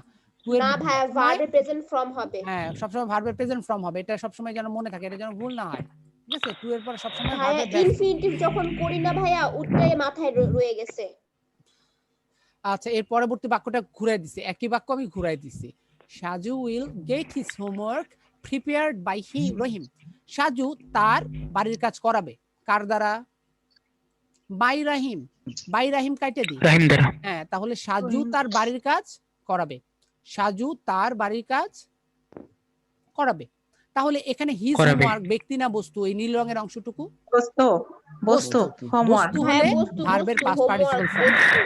বস্তু হলে কি ভার্বের কি ফর্ম? Past participle form. আচ্ছা, এখন আমি এখানে একটা জিনিস দেখাই আপনাকে। হ্যাভ হ্যাজ হ্যাড এর পরে বস্তু হলে ভার্বের পাস্ট পার্টিসিপল ফর্ম মিলে যায়, আবার গেটের পরেও ভার্বের পাস্ট পার্টিসিপল ফর্ম একই। সমস্যাটা তাহলে কোথায়? হ্যাভের পরে ব্যক্তি হলে বেস্ট ফর্ম হয়, আর গেটের পরে ব্যক্তি হলে টু যুক্ত ভার্ব হয়। হ্যাঁ, এই দুইটা জায়গাতে ব্যবহার। এখন আপনি যেখানে এখানে এতক্ষণ হ্যাভ ব্যবহার করেছেন, আপনি চাইলে এখানে গেটও ব্যবহার করতে পারবেন, ভুল হবে না। কিন্তু গেট ব্যবহার করলে এই ঘটনা ঘুরে যাবে। গেট ব্যবহার করলে কি হবে? ঘটনা পরিস্থিতি পুরোপুরি পাল্টে যাবে। ঠিক আছে? এখন এই জন্য এই জিনিসটা মনে রাখার জন্য আমি একটা টেকনিক এখন আপনাদের সামনে শেয়ার করব। ভালো করে মনোযোগ সহকারে মনে রাখুন, মানে যেন ভুল না হয়। গেট এবং হ্যাভের মধ্যে যে কনফিউশন গুলো আছে এগুলো আমরা এখন দূর করব। বাংলাটা আপনারা একটু পড়ে নিতে পারেন, আমার পড়ার দরকার নেই, এটা আমি ইতিমধ্যে আপনাদের বলেছি। মনে রাখার টেকনিকটা বলছি। গেটের শেষের যে অক্ষরটা আছে সেটা হলো গিয়ে টি। গেটের শেষের অক্ষরটা কি? টি। তাহলে গেটের পরে ব্যক্তি আসলেই তো ঝামেলা, তাই না? বস্তু আসলে তো দুই ক্ষেত্রেই ভার্বের পাস্ট পার্টিসিপল ফর্ম হয়। তো গেটের শেষে যেহেতু টি আছে, গেটের পরে যদি ব্যক্তি আসে তাহলে টু যুক্ত ভার্ব। গেটের টি এই জন্য কি ভার্ব? টু যুক্ত ভার্ব। টু যুক্ত ভার্ব। হ্যাঁ, গেটের পরে মানে গেটের টি আছে এই জন্য টু যুক্ত ভার্ব। এইগুলো একটা। এখন হ্যাভের পরে তাহলে কি হবে? হ্যাভ লিখতে কয়টা অক্ষর লাগে? চারটা। তো হ্যাভের পরে ব্যক্তি হলে কি হয়েছিল? উপরে আমি কি বলেছিলাম? হ্যাভের পরে ব্যক্তি হলে কি হয়? Base form.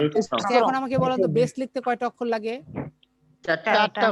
তাহলে হ্যাভ লিখতেও চারটা অক্ষর লাগে, বেস লিখতেও চারটা অক্ষর লাগে। তাহলে হ্যাভ থাকলেই, হ্যাভের পরে ব্যক্তি থাকলে আপনি বেস ফ্রম দিবেন। Base form. এইভাবে মনে রাখা যায়। মনে থাকবে? তাহলে এবার এটা করি আমরা। হ্যাঁ, তাহলে এখানে এটা করি।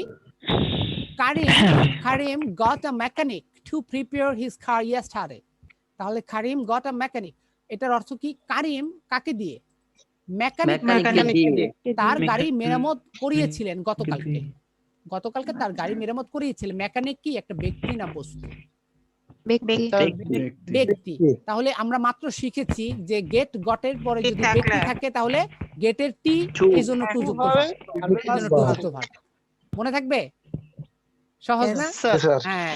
আচ্ছা, এখন আমি যদি এখানে হ্যাভ দিতাম তাহলে কি হতো? হ্যাভের বেস ফ্রম, তাহলে এখানে আমি টু কেটে দিতাম। হ্যাঁ, এবার পরেরটা। কারিম গট হিজ কার। আপনাকে জাস্ট দেখতে হবে, যদি কোথাও পরীক্ষাতে থাকে যে আপনি গটের পরে কি আছে এটা লক্ষ্য করবেন, মানে ব্যক্তি না বস্তু আছে এটা দেখবেন, এখান থেকে আসে প্রশ্ন। এই যে দেখেন হিজ কার, তার গাড়ি। তাহলে আপনি চলে যাবেন, কারিম গতকালকে তার গাড়ি মেরামত করিয়েছিলেন। কে করাইছে? সে কিন্তু নাই। সে কি আছে? না। তাহলে এখানে গটের পরে ব্যক্তি না বস্তু? বস্তু হলে সব সময় কি হয়? ভার্বের কি form? Past participle form V3। Have হলে কি হতো? হ্যাভ হলে টু বি। হ্যাঁ, বস্তু হলে কোনো ঝামেলা নাই। বস্তু হলে উভয় ক্ষেত্রে V3, শুধু ব্যক্তির ক্ষেত্রে ঝামেলা। কিসের ক্ষেত্রে ঝামেলা? ব্যক্তির ক্ষেত্রে ঝামেলা। হ্যাঁ, যেমন এই এখানে আমি গটের জায়গায় হ্যাভ দিচ্ছি, দেখেন এখানে উপরে বাক্যটা গটের জায়গায় হ্যাভ দিচ্ছি। কারিম গট আ মেকানিক, একজন মেকানিকের দ্বারা কি করিয়েছিলেন? গাড়ি মেরামত করিয়েছিলেন। আ মেকানিক একটা ব্যক্তি। হ্যাভ লিখতে চারটা অক্ষর, আর বেস ফ্রম লিখতে চারটা অক্ষর, এই জন্য প্রিপেয়ার দিছি। হ্যাঁ, তাহলে কারিম হ্যাজ হিজ কার প্রিপেয়ার্ড কেন দিলাম? হিজ কার বস্তু, এই জন্য ভার্বের পাস্ট পার্টিসিপল ফর্ম। এভাবে মনে রাখতে হবে, বাকিগুলা খুব সহজ। ওকে, এই ছিল বিষয়টা। আমি নাপিতকে দিয়ে চুল কাটাই, আই গেট। নাপিতকে দিয়ে কিন্তু আমরা টাকার বিনিময় করি। আপনার নাপিত কি টাকা ছাড়া আপনার চুল কাটবে? না। তাহলে এখানে বিনিময় চলে আসছে। আপনি এখানে গেট ব্যবহার করতে পারবেন, হ্যাভও ব্যবহার করতে পারবেন, কোনো সমস্যা নাই। তাহলে আই গেট আ বারবার। বারবার কি ব্যক্তি না বস্তু? ব্যক্তি। তাহলে আমি কেন টু যুক্ত ভার্ব দিলাম? কিভাবে মনে রাখছি টু যুক্ত ভার্ব? গেটের টি। হ্যাঁ, আর যখন হ্যাভ দিলাম, হ্যাভ লিখতে বেস্ট ফ্রম, এই জন্য ভার্বের পাস্ট পার্টিসিপল। হ্যাঁ, কাট কিন্তু present form, past participle from এক। আবার রেড যে শব্দটা আছে, রেডও কিন্তু তিনটাই এক। রেড হয় নাই। হয় নাই। রেড রিড রেড না হয় নাই। রিড প্রথমটা হলো রিড, পরেরটা red read red read red red, red মানে এটাকে বানানা কি হলো উচ্চারণ ভিন্ন, এটাকে রেড পড়তে হবে। হ্যাঁ, পাস্ট ফর্ম কে পড়তে হবে রেড, এটা মনে রাখবেন। দুই তিনটা এক হলো উচ্চারণ এক রকম করা যাবে না। ট্যাগ কোশ্চেনে এটা আসে, ট্যাগ কোশ্চেনে এটা প্রচুর আসে, মানে প্রথম ঠিক আছে। আচ্ছা আমি একটা বাক্য এখানে লিখি যে হি রিড রেড, সরি এটা লিখলাম, বলেন তো এটা কোন টেন্সে আছে? ফার্স্ট ইনডিফিনিট হ্যাঁ verb first tense sir sir এটা ফার্স্ট ইনডিফিনিট টেন্স আছে স্যার, এটা ফার্স্ট ইনডিফিনিট টেন্স আছে। এখন অনেকে বলবে যে ভাইয়া আপনি তো বাক্যই ভুল লিখছেন, আপনি রিডের সাথে কেন এস দেন নাই? প্রেজেন্ট হলে এস হতো। হ্যাঁ আচ্ছা আমি এস না Present দিলে হলে কি S বাক্যটা হবে না? হবে কিনা? হবে অবশ্যই। অবশ্যই হবে, তখন সেটা পাস্ট হ্যাঁ। ইনফিনিট। হ্যাঁ ঠিক আছে। আচ্ছা তো এরকম, তো আশা করি এটা বুঝতে পেরেছেন। এখন একটু ঘুরাই দিই, আমি বারবার রাখবো না, নাপিতকে রাখবো না, আমি জাস্ট বলবো আমি চুল কাটাই। তাহলে I get my hair, my hair এটা একটা বস্তু, তাহলে ভার্বের past participle from cut, I have my hair cut, একই কথা একই কথা, ঠিক আছে মনে থাকবে তাহলে এটা। এখন আমি আপনাদেরকে জিজ্ঞেস করি গেটের পরে ব্যক্তি হলে কি হবে? গেটের পর বেস টু যুক্ত হয় ভার্ব, ভার্বের বেস ফর্ম। হ্যাঁ টু যুক্ত ভার্ব বললে হবে বা ইনফিনিটিভ ফর্ম। গেটের পরে বস্তু হলে কি হবে? এটা হলো বস্তু হলে ভার্বের ভার্ব পাস্ট পার্টিসিপল। পার্টিসিপল। হ্যাঁ হ্যাভের পরে ব্যক্তি হলে কি হবে? ভার্বের বেস ফর্ম। না ব্যক্তি হলে বেস্ট ফর্ম, ঠিক আছে। হ্যাঁ ব্যক্তি হলে best বস্তু হলে form। কি হবে? বস্তু হলে B3 ভার্বের participle form. 3 number form. Very good answer, thank you very much. আচ্ছা এই যে আপনারা এখন বুঝে ফেলেছেন, এখন আপনাদের জন্য কি যেন বলে মডেল টেস্ট। মডেল টেস্ট নিব এখন আমি আপনাদের, কেউ কিন্তু পলায় যায় না। আপনাদের কি কারো ক্ষুধা লাগছে? নাকি না আরো স্যার, 10 মিনিট ক্ষুধা লাগে না। অবস্থা করতে পারবো? হ্যাঁ কোনটি হবে? Our teacher makes us dash very hard, কি হবে? Work very hard. কেন ওয়ার্ক হবে? যুক্তি দেখাতে হবে। তার যুক্তিটা হচ্ছে ব্যক্তিবাচক হলে এখানে বেস ফর্ম বসবে। না স্যার, স্যার আমি বলবো। হ্যাঁ বলেন। স্যার আপনি বলছিলেন যে আমরা যখন আপনি পজিটিভ ভার্ব পড়ছিলেন তখন মেক, লেট এবং হেল্প এই তিনটার পরে ব্যক্তি থাকুক বা বস্তু থাকুক সবসময় ভার্বের বেস ফর্ম হবে। কোন ভাইয়া বলতেছেন এটা কথাগুলা কোন ভাই বললেন? ভাই আমি সজীব দাস। সজীব দাস ভাই, থ্যাংক ইউ ভেরি মাচ। ঠিক আছে ভালো, হ্যাঁ আপনি ধরতে পেরেছেন। তো ভাইয়া আরেক ভাইয়া যে বলছেন, আমি তো নামগুলা সবারটা দেখতেছি না, তো সজীব ভাইয়া যেটা বলেছে সেটা কিন্তু রাইট। মানে মেকের পরে ব্যক্তি আছে না বস্তু আছে, ইট ডাজ নট ফ্যাক্ট। আপনি সব সময় মূল ভার্বের বেস ফর্ম দিবেন মেকের পরে, তাহলে এটাই হচ্ছে মূল রিজন। হ্যাঁ তাহলে আওয়ার টিচার মেক্স আস, আস হচ্ছে কি ব্যক্তি, এখানে বস্তু হলেও সমস্যা হতো না, ঠিক আছে। তো এই জন্য আমরা মূল ভার্বের বেস ফর্ম দিছি। এই টু যুক্ত ভার্ব টু ওয়ার্ক কি মূল ভার্বের বেস ফর্ম হতে পারে? পারে না, এটা একটা ইনফিনিটিভ। হ্যাঁ ওয়ার্কিং এটাও বেস ফর্ম নয়, এটা নাউন বা জেরান্ট হতে পারে বা কন্টিনিউয়াস টেন্সের ভার্ব হতে পারে। ওয়ার্ক এটা ভার্বের পাস্ট ফর্ম, এটাও হতে পারে না বেস ফর্ম। তাহলে একমাত্র ওয়ার্ক আছে, এটাই হচ্ছে রাইট অ্যানসার। ঠিক আছে, ভেরি গুড অ্যানসার। হ্যাঁ অনেক ভালো, মাশাআল্লাহ অনেক ভালো। আচ্ছা ভাইয়া, জি আচ্ছা যদি এখানে আওয়ারটি যদি মেড থাকতো, মেড, হ্যাঁ তাহলে কি ওয়ার্ক বসতো? ওয়ার্ক হ্যাঁ হ্যাঁ তখন বেস ফর্মই বসবে। হ্যাঁ হ্যাঁ যেটাই হোক ভার্বের যেই ফর্মই দেন আপনি, বেস্ট ফর্ম যেইভাবে দেন আপনি, মেড দেন, সাবজেক্ট অনুযায়ী have মেড দেন, অথবা হ্যাঁ, মেড কোনো সমস্যা নেই। হ্যাঁ হ্যাঁ এক আপু অনেকবার কথা বলছে। আপুকে আপনার নামটা জানি, এই মাত্র কথা বললেন। শাম্মী। শাম্মী আপু, আপনাকে তখন তো প্রশ্ন করেছি, এখন করব আপনাকে সেকেন্ড প্রশ্ন।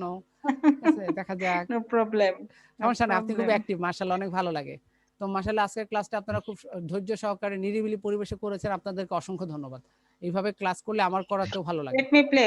হ্যাঁ কি হবে? play. He did not play. তাই didn't let me play. Sure lock করে দিব। হ্যাঁ মানে প্লে। কোন বারে কাকারের প্রতি মতো আমার কেন জানি মনে হয় টু প্লে হবে। না টু প্লে হবে না। To play. আচ্ছা বাকিরা কি বলেন, সঠিক হয়েছে শাম্মী আপুরটা? হ্যাঁ প্লে স্যার এটাই লক করেন। হ্যাঁ স্যার এটাই লক করেন, এটাই লক করে দিব না। আচ্ছা ঠিক আছে ধন্যবাদ। প্লে হবে শুধুমাত্র হ্যাভ এবং গেটের ক্ষেত্রে টু ইনফিনিটিভটা আসবে। আচ্ছা তো শাম্মী আপু আপনাকে অ্যালাউ এবং পারমিটের ক্ষেত্রে টু হবে। আচ্ছা এখন আমি ঘুরে প্রশ্ন করব, আমরা পুরো ঘুরিয়ে ফিরিয়ে, মানে আমরা গোল ঠিকই দিব, বারে ঠিকই বল যাবে, কিন্তু আমরা একটু ঘুরিয়ে ফিরিয়ে নিব। মানে আমি আপনাকে এই সাথে আরো প্রশ্ন করব। আমি এখানে অ্যালাউ দিব, লেট দিব না, এখানে অ্যালাউ দিব। হ্যাঁ কি টু হবে? হ্যাঁ অ্যালাউ হলে টু প্লে, হ্যাঁ ভেরি গুড। অ্যালাউ এবং আচ্ছা পারমিটের ক্ষেত্রে টু প্লে এবার থার্ড প্রশ্ন আপনাকে, থার্ড হবে। প্রশ্ন। থার্ড প্রশ্ন হচ্ছে লেটটা আমরা মূলত কখন ব্যবহার করি? কোন পারমিশন, পরিস্থিতিতে? পারমিশন, অনুমতি দেওয়া। তাহলে অনুমতি দেওয়ার ক্ষেত্রে হ্যাঁ ব্যবহার করি স্যার। হ্যাঁ এই যে পয়েন্ট পাওয়া গেল। তার মানে আপনারা সবই বুঝতে পারতেছেন, কত ভালো লাগে। তাহলে অনুমতি দিতে লেট, তাহলে এখানে অনুমতির বিষয়টা আমরা আসছে। অ্যাক্টিভ, পুরা ক্লাস শুনেছি তাই। হ্যাঁ অনেক ভালো, মাশাআল্লাহ, ধন্যবাদ সীমা আপু। আচ্ছা থ্যাংক ইউ ভেরি মাচ। আচ্ছা ঠিক আছে, সীমা আপু পেরেছেন। এবার পরের প্রশ্ন আমি যাকে বলবো, এবার ছেলেদেরকে ধরি। একজন ছেলে কাকে ধরা যায়, কে অ্যাক্টিভ আছে, হাত তুলেন কারা বলতে চান, দেখি সাহস আছে কাদের। দেখা যাবে সাহস আছে কাদের। সাহসের কি হলো? আচ্ছা ঠিক আছে ভাই, আপনি বলেন। My mother dash by a photographer, কোনটা সঠিক হবে? স্যার কে বলবে? ওই যে এক ভাইয়ানা বললো, আমি বলবো। আচ্ছা আফজাল হোসেন ভাই বলেন, আফজাল হোসেন ভাই। আফজাল ভাই আছেন?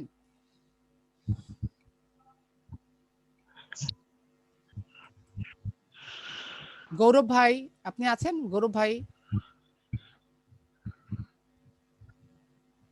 My mother. আচ্ছা জোবাইদা নাসরিন আমি আসছে। বলতে হ্যাঁ পারি? জোবাইদা নাসরিন কেমন আছো?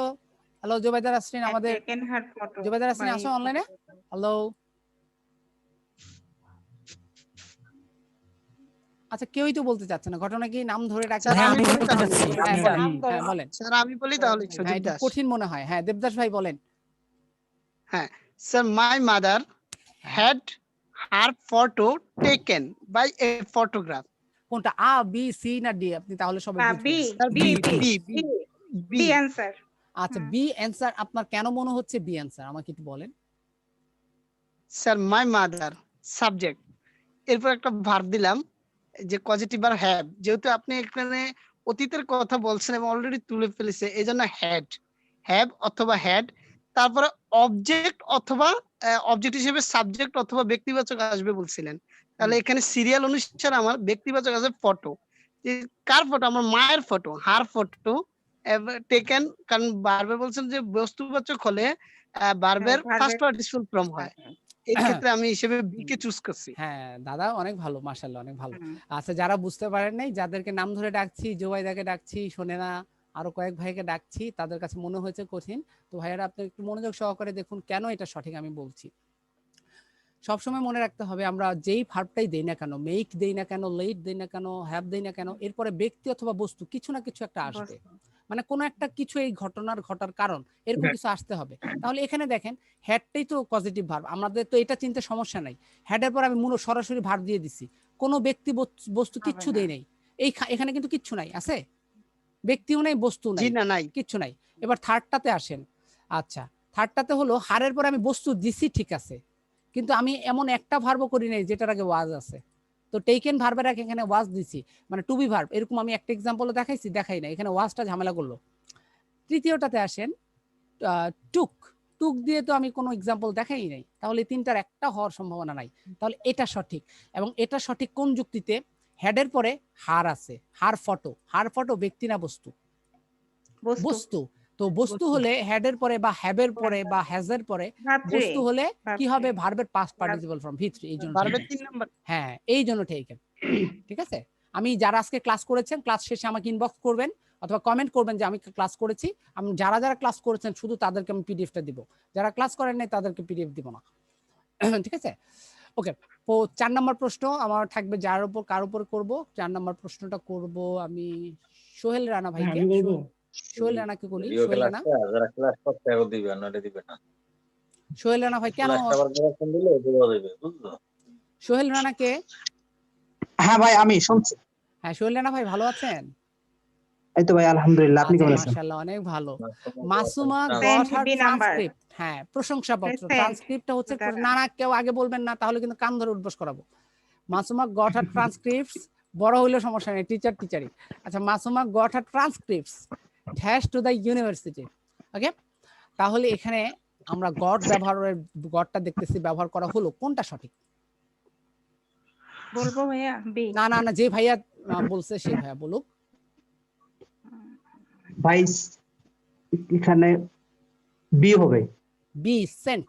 সেন্ট কেন সেন্ট আপনার মনে হচ্ছে? কেন এই যুক্তিতে আপনি সেন্ট বলছেন? ট্রান্সক্রিপ্ট এটা হলো আপনার বস্তু। হ্যাঁ ট্রান্সক্রিপ্ট আর বস্তু হলে বস্তু হলে এটা ভার্বের 3 নম্বর ফর্ম বসবে। V3 ফ্রম নাকি টু যুক্ত ভার্ব হয়? না ভাই, টু যুক্ত ভাব, ব্যক্তি হলে টু যুক্ত ভাব, আর বস্তু হলে ভেরি গুড। হ্যাঁ, আমি আপনার একটু মাথাটাকে ঘুরিয়ে দেওয়ার চেষ্টা করেছি কিন্তু পারি নাই। Okay, you are right, thank you, very good. ঠিক আছে, তো এখানে হার্ড ট্রান্সক্রিপ্ট এটা একটা বস্তু, ঠিক আছে। তাহলে বস্তু হলে ভার্বে V3 ফ্রম, এখানে সেন্ট থেকে সেন্ট হয়েছে। সেন্ট বলি না আমরা যে মেসেজ সেন্ড করি, ওই সেন্ট থেকে সেন্ট হয়েছে, ঠিক আছে। Very good, thank you very much. আর আমরা গটটা কখন ব্যবহার করব? সমঝোতার মাধ্যমে কিছু হলে, তাই না? তাহলে এখানে সমঝোতার বিষয়টা চলে আসছে। Very good answer, thank you very much. পরেরটা খুব কঠিন, আমি এটা দেখি কার সাহস আছে আমি বলা। বলবো আপনি তো একটা ভাইয়া, বলছেন, আমি অন্য কাউকে সুযোগ দিই আপু, অন্য কাউকে সুযোগ দিই। হ্যাঁ, কোন ভাইয়া বলবেন? হ্যাঁ আমি। নামটা বলেন কাইন্ডলি। ভাইয়া ফয়সাল। ফয়সাল ভাই, হ্যাঁ ফয়সাল নামে আমার স্কুল লাইফে খুব ক্লোজ একটা ফ্রেন্ড আছে, ঠিক আছে। অনেক একসাথে চলাফেরা করতাম, তো অনেক ভালো লাগে। আচ্ছা যাই হোক ভাইয়া, ফয়সাল ভাইয়া বলেন এখানে কোনটা সঠিক। আগে আমরা বাক্যটা পড়ি। Which is the following sentence is correct? এখানে কোন বাক্যটা সঠিক? হ্যাঁ এখানে অপশন বি। বি সঠিক না? আপনার কাছে বি সঠিক মনে হচ্ছে? আচ্ছা, কেন সঠিক মনে হচ্ছে বিটা? কারণ কি ভাইয়া, মেক, লেট, হেল্প এই তিনটার পরে ভাইয়া ব্যক্তি হোক আর বস্তু হোক বেস ফর্ম হবে। বেস ফর্ম হবে ভার্ব। তাহলে আমরা ভার্বের দিকে যাব। আমরা প্রথমে এটাকে আন্ডারলাইন করি, টু লিসেন। এখানে দেখা যাচ্ছে the speaker made the audience ব্যক্তি না বস্তু? বস্তু না, সরি ব্যক্তি, মানুষ, হ্যাঁ ব্যক্তি। তাহলে এটাকে আমরা একটু অন্য কালার করে দেই। আচ্ছা, টু লিসেন ভার্ব।